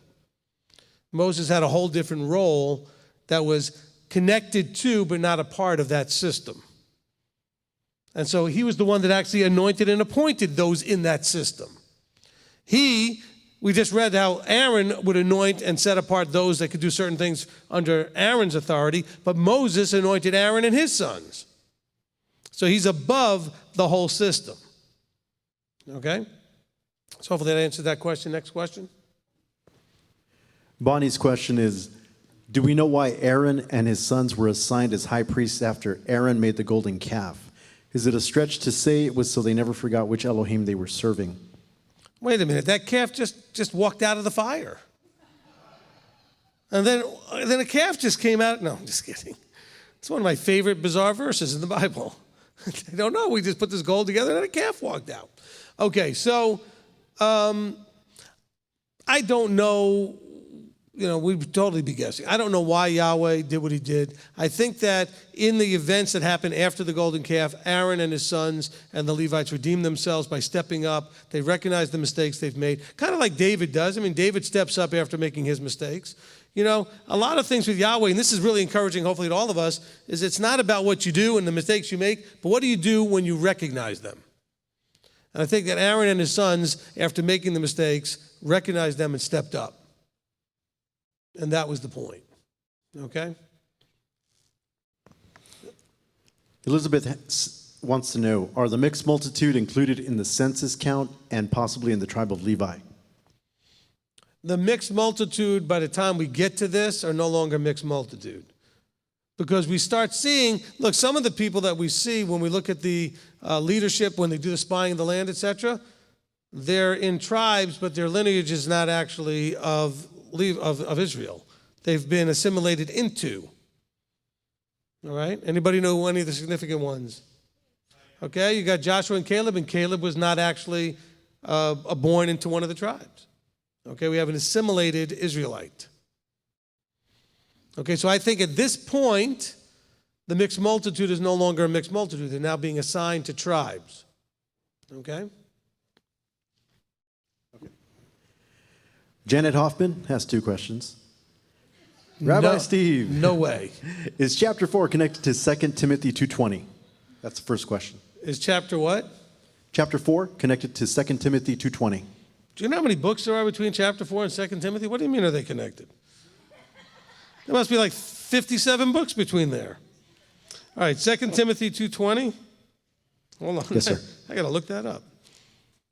Some of you think, well, Rabbi, come on, you know all the verses. Well, I forgot that one. But in a large house, there are not only vessels of gold, but also wood and clay, some unto value, some unto no value. And you're connecting that to what part of chapter 4? She just said chapter 4.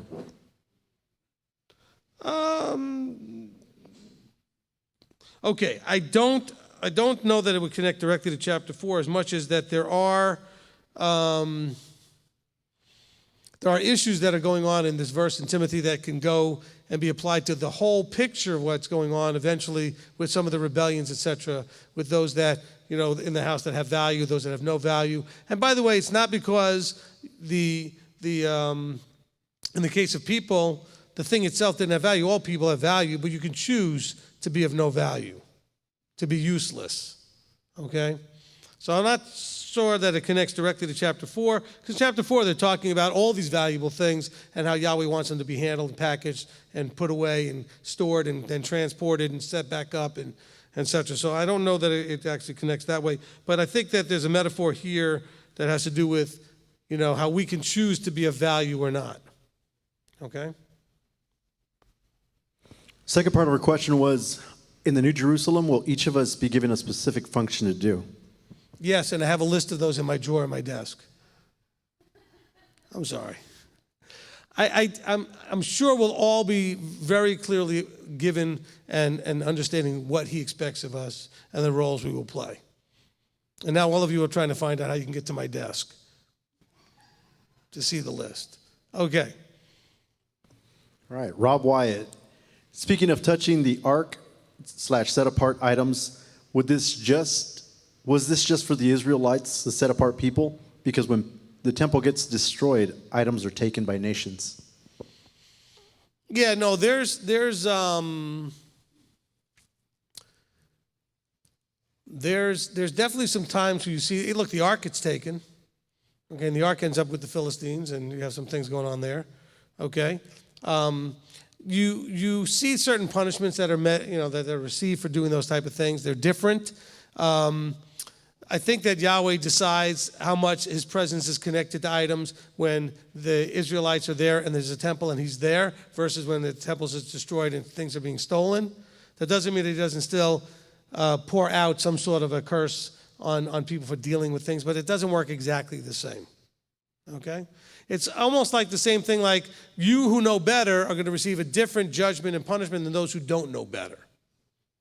Okay? You have done things with your children that the first time they did it, you treated them a certain way. Later, when they now know better and they do it again, you treat them a little differently. Because now you say, you should have known better. Or you even say something like, you knew better, why did you still do that? So I would think there is something going on there. But a lot of it also has to do with his presence. Okay? Those items, when his presence is there, is a very different situation than those items when his presence isn't there. That would be my guess, okay? Rebecca Simpson asks, do you think there is a correlation between marching order and coming to the Torah nowadays? I think I know what you're asking, and I would say that let's not get wrapped up into trying to figure out what tribe you're a part of, okay, or thinking of it that way. I think that we just say, yes, sir, to when he calls us, and how high, and then jump, and just try to do what's pleasing in his sight and be happy where he has you land, okay? I think that's going to be, much more important. By the way, I was just thinking about the answer I gave about the items and his presence. Do you think for 1 second that if his presence was in the temple, it ever would have been destroyed? No. But he allowed it to be destroyed, and he took his presence out of there because of what the people had done. I mean, I'm just saying, if his presence was over the mercy seat in the temple, do you think anyone could have entered that building without him wanting it or allowing it? No. So his presence had to be removed first. Okay? Like removing a lampstand or a candlestick. I'm going to remove your lampstand or your candlestick. You see that in Revelation a couple of times? He had to remove himself out of there for that to be destroyable. And he did that because the people were no longer worthy. Right? We talked about if you're not willing to do this and this, you're not worthy. And when they behaved in such foolish ways, commandment breaking, Torah breaking, not submitting to the covenant that they made, he said, fine, I'm going to move. The pillar of cloud, fire, etc. is going to move, and that place is no longer protected. And that's why Babylon could come in and Assyria could come in, because his presence wouldn't protect. Because what did he say in the promises? He said, if you keep the covenant, nobody will make you afraid. Nobody will come and molest your country. Nobody will come and steal from you or attack you or kill you. Because his presence would be there. And so don't think for a second that the Philistines, whoever, could just come and take whatever they want and somehow, well, the presence was gone, so all of these special anointing and protection had changed. Now, he still punished them for doing certain things, because they still were messing with his stuff, but not in the same way. Just like when you have the destruction of the second temple, and the Greeks come in, and they do all kinds of abominable things. Literally, they call it the abomination of desolation, right? Well, guess what? His presence wasn't there at that point, and they would never have been able to do that. I don't know how we would think otherwise. Next question. This one's from the NVIDIA. Is all magic evil? Does Yahweh define between holy and evil magic? I think that it should be pretty clear from Scripture that all magic is from wrong sources, but I don't know that you may be defining some things as magic that maybe aren't defined right as magic. But I don't see anything in Scripture that defines magic in anything in a positive way. Okay? Magic is from the occult, it's from the paganism, it's from all these other things. And so he says, do not be a diviner, do not do magic, do not be a conjurer. Anything that sounds like magic is always accursed.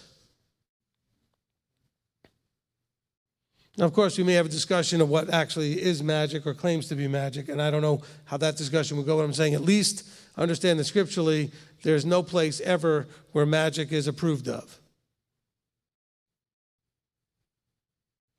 Two more questions. Lisa Hersey, is the Pidgah Haben mainly for male firstborns? Okay, so Lisa, and by the way, it's nice to see we got Australia represented here on the live stream at this time. That's great. I forgot how to do the math. What time is it in Australia now? It's 10 p.m. I don't know. Anyway, it's tomorrow, that I know. Okay, so this question is coming from the future. Let me think. We just talked about magic. No. So out of the future, person from the future, your question is very important. Okay. The Pidgah Haben, here's the question and the issue. There are places in Scripture that talks about the one breaking the womb or opening the womb. And there are other places where it talks about the firstborn male. Okay? And so it's very hard to say for sure that it's only talking about the male. And so we've had people that have done it for the firstborn period, whichever one was first one to open the womb. We've had them do it for if they have a daughter first and a male second. We've had them do it for both. But I say we've had them do it, I shouldn't say it that way. They have chosen. I have never told anybody they need to do it. Okay? I've never told anybody they need to do it. Because I don't want anybody accusing, saying, well, Rabbi Steve just wants all that silver. By the way, every silver that I've ever received is locked up, and we haven't spent or done anything with it because I'm still waiting for Yahweh to tell me what to do with it. Now, theoretically, it belongs to me. That's what Scripture would say. It belongs to the Levite. But we've not done anything with it, just so anybody knows. We put it in envelopes with the person's name on it and lock it up. Okay, that's not an invitation for anybody to try to come here and break in and try to find it. It's not here in the building.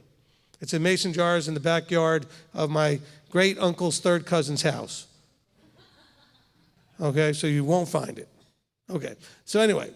So Lisa, if someone wants to do it, this one is about their heart. They're doing something that they'd like to do to express their heart. It's not required or mandated as I can understand it today because we do not have the Levitical temple situation.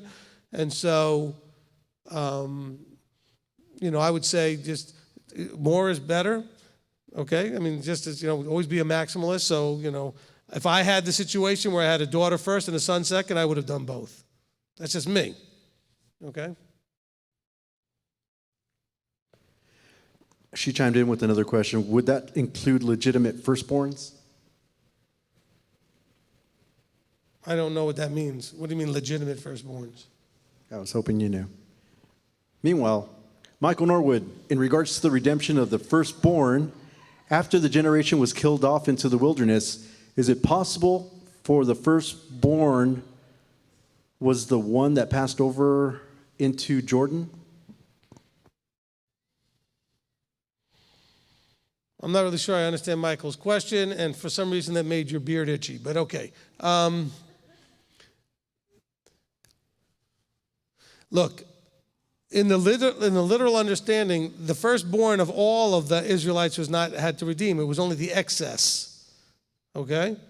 There were so many firstborns of Israel and so many Levites. And there was more Israel than there was Levites, and only for those in excess did they have to be a redeeming. And I don't even know how they decided which ones had to do those redeeming. It doesn't say. But they only had to do the excess. Okay, so today, by tradition, for those that are maximalists, this is something that people still do. I don't see anywhere in Scripture where they continued to do it, although by Jewish tradition they did. Okay, and the Jews today still do it. All right? Lisa chimed in again, from married couples. I still don't know what she means, though. Okay, so if you had a firstborn, and maybe it wasn't through marriage, but you had a firstborn out of wedlock, you had a firstborn some other way, okay, like that brings us back to the same idea. You have a firstborn that opens your womb, but you also now, as a married couple, may have a firstborn, which is the inheritance and the firstborn rights, etc. That you may want to. Look, these are all things that are purely 100% your choice.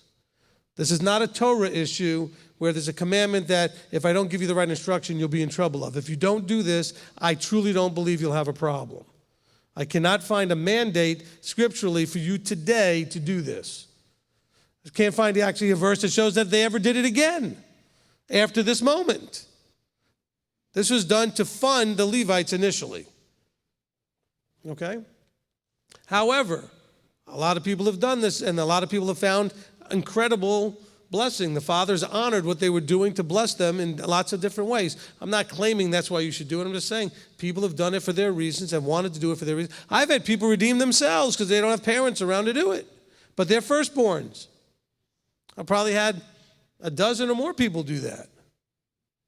Just say, I don't have parents. Can I redeem myself? I said, why not? I don't know. I mean, look, it's at some point, some of these things are about demonstrating to him your willingness and desire to do the things he says, and that's always going to be, doing more won't get you in trouble, doing less will.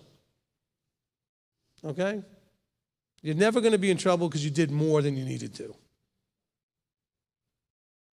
But if you don't do what you need to do, that could be a problem. Okay? And as the teacher and leader of this group, I've told you, and I say it every time I do the Pidyon Haben class, the one we recorded, I can't tell you that you need to do this at this point. But I can tell you that a lot of people have benefited from doing it and have really been blessed by it, and that's why they do it. Okay? That was it, Rabbi. Okay. All right? And by the way, I think one of the things that definitely shows our Heavenly Father is one of the areas where we have the biggest challenge is our pocketbook. And your willingness to give 5 ounces of silver, which is not $1 million. I mean, it's $150. Okay? But to put that out there, just like when you give your tithes, just like when you give your offerings, just like when you keep your second tithe, how you handle your money shows your heart more than a lot of different things. It's probably one of the most effective ways to show your Heavenly Father where your heart is. How you deal with the funding and the money thing in your life. And I'm not just talking about what you send to the ministries. I'm talking about even the second tithe, the stuff you need to have for you to have feasts. I can't tell you the wonderful feedback I've gotten from people who've said, I never thought I could ever afford to go to feast, and I learned about the second tithe, and now I have no problems. I can afford to go. Yahweh blessed me to understand that I'm supposed to actually have enough money to go because I'm supposed to put it away every month. But how you handle your money really speaks volumes to him about how you trust him or not. Because he promises a lot of things based on how you handle your finances. And so the Pidyon Haben is just another thing where you show, I don't really care about the money, I care about honoring you. Just another one of those opportunities. Okay? Any other questions, comments? I know we went a little past 10. Let me just see if there's any other things that I think are important on my list here. Okay, in chapter 4 and verse 3 of Numbers, there is a hint there that I should be retired at this point. Okay, it says, take a census of the sons of Kehath from among the children of Levi by their clans, from 30 years and above, even to 50. Now, he doesn't say that again, but that's sort of the hint that they're only looking for the people who are doing the work of the tent of service. He says, all that went to the service to do the work of the tent of meeting, he says they're between age 30 and 50. Moshe was not a Levite working in the temple. Okay. Oh, okay. Well played. You must be related. Okay. So anyways, those of you couldn't hear that little back and forth. So I was saying that I should be retired age 50. She said, well, Moses was 120. I said, well, Moses wasn't a Levite working in the temple. And she said, neither are you. Well played. I guess I don't get to retire. All right. So much for that wise guy line I keep using. Oh, well. What was that? There you go. I've got another 64 years as I turn 56 this year. Because I'll be 56 in 2 weeks. So there you go. So in 2 weeks, I'll be 56. All right, so 64 years, that'll put me at 120. There you go. All right, so not even halfway there, basically. All right. Well, I got to talk. I'm going to have to cross that out of my list of things to do every year when we go through this. Not to do. Cross that one off. Okay, one more thing. Let's see, a couple more things here. One is, all right, this is a discussion I actually had with an Orthodox lady at Publix a couple of days ago. I got a phone call from someone who used to come to the congregation, who ran into a Jewish couple, didn't know they were Orthodox or this or that or whatever, and just for whatever reason called me to come talk to them. I wasn't very far away, so I drove over there, and we happened to be talking, and of course, somehow the conversation was about my wife and the children, of them not being Jewish or this or that. I said, look, in Bamidbar, it says that your lineage is through your father. She said, yes, that was for going to the army. She said, but we also listen to the rabbis. And the rabbis have said that it's through your mother. I said, the rabbis did that because they didn't always know who the father was. That's just the truth through the Middle Ages. I said, so they made a logical decision at the time. I said, but my children, because I said, oh, I know what it was. I said, oh, my children went to Chabad. They were like, they let them come to Chabad? I said, yes, they're my children. They're Jewish. Because I am. Now, what does it say in Numbers? It says that the lineage is by their father's houses. Okay? So this is the point to bring out, because to the Jewish community, I get in all kinds of debates about that. And so it's foolishness, because what they're doing is they're doing the same mistake that they tend to make on a regular enough basis, is that they elevate Talmud above Torah. And that's where the problems really get to be an issue. Okay? So anyway, I thought that was one of the points that we had to put in here. Of course, when World War III comes about, just remember that us leadership and Levites don't go to war, like the rest of you guys. It says that in Numbers. They're not the ones that are being counted to go to war. They're getting counted to do work of the service. So I'm just teasing. All right, let's see what else I wrote on here.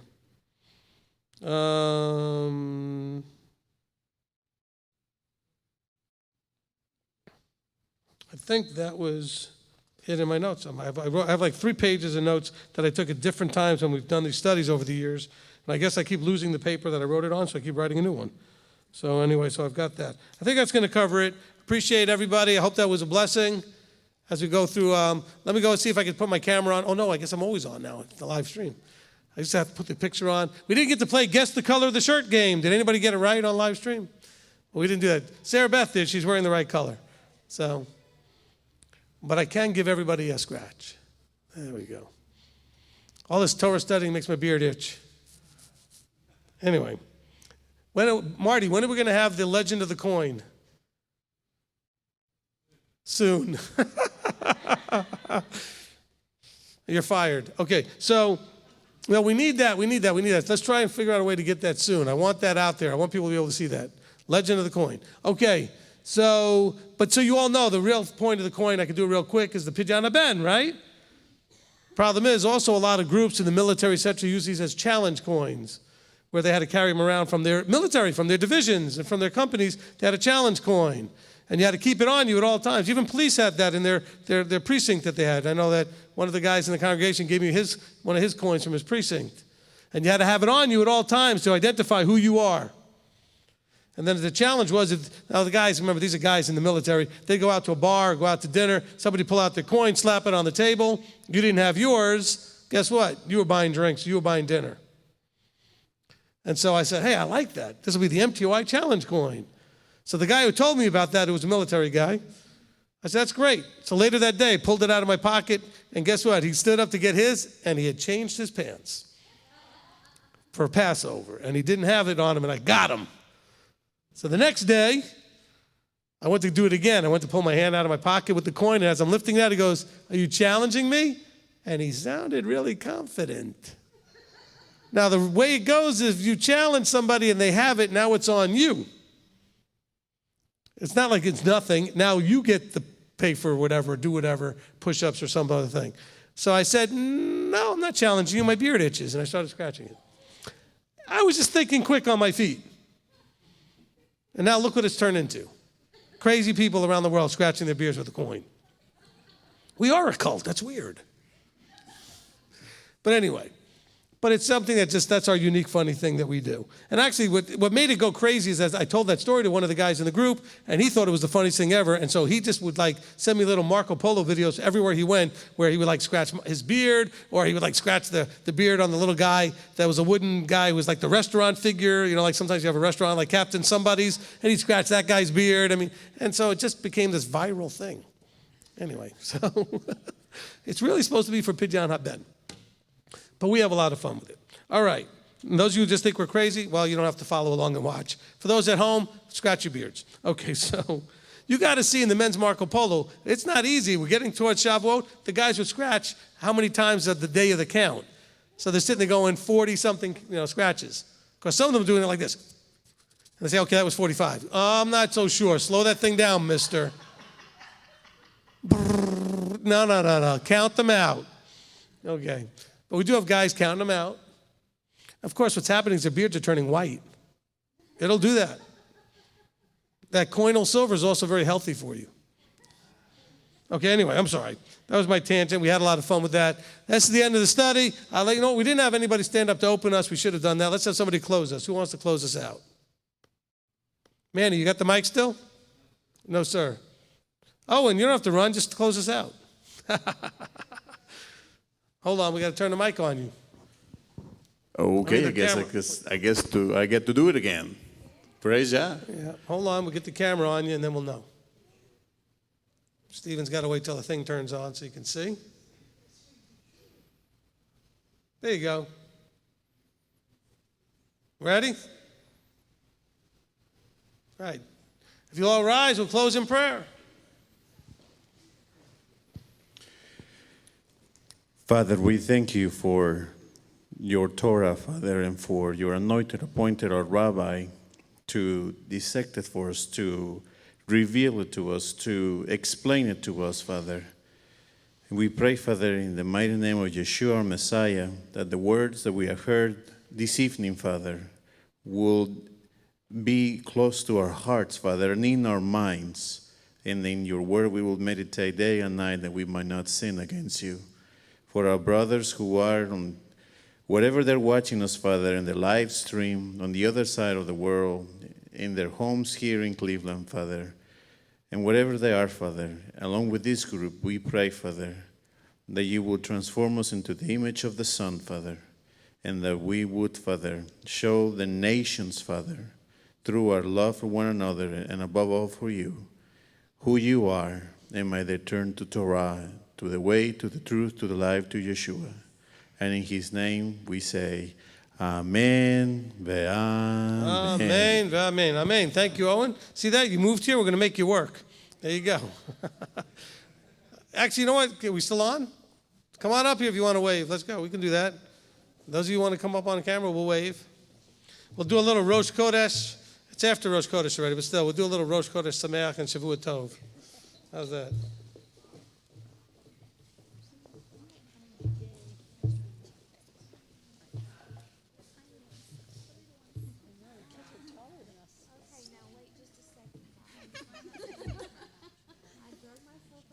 There we go.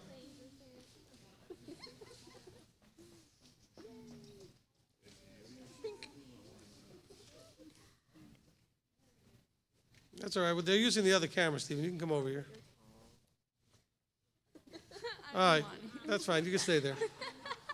All right. Everybody up here wants to be up here? We're good? Marty, we got everybody in it? Yeah. Here we go. So on three, we'll say, how about, well, it's already after Rosh Chodesh. We'll just say Shavua Tov. Okay. 1, 2, 3. Shavua Tov! We love you! Move here so I put you to work. That's right. Move here so we can put you to work. That's what Owen's saying. Yes. Good night, Israel.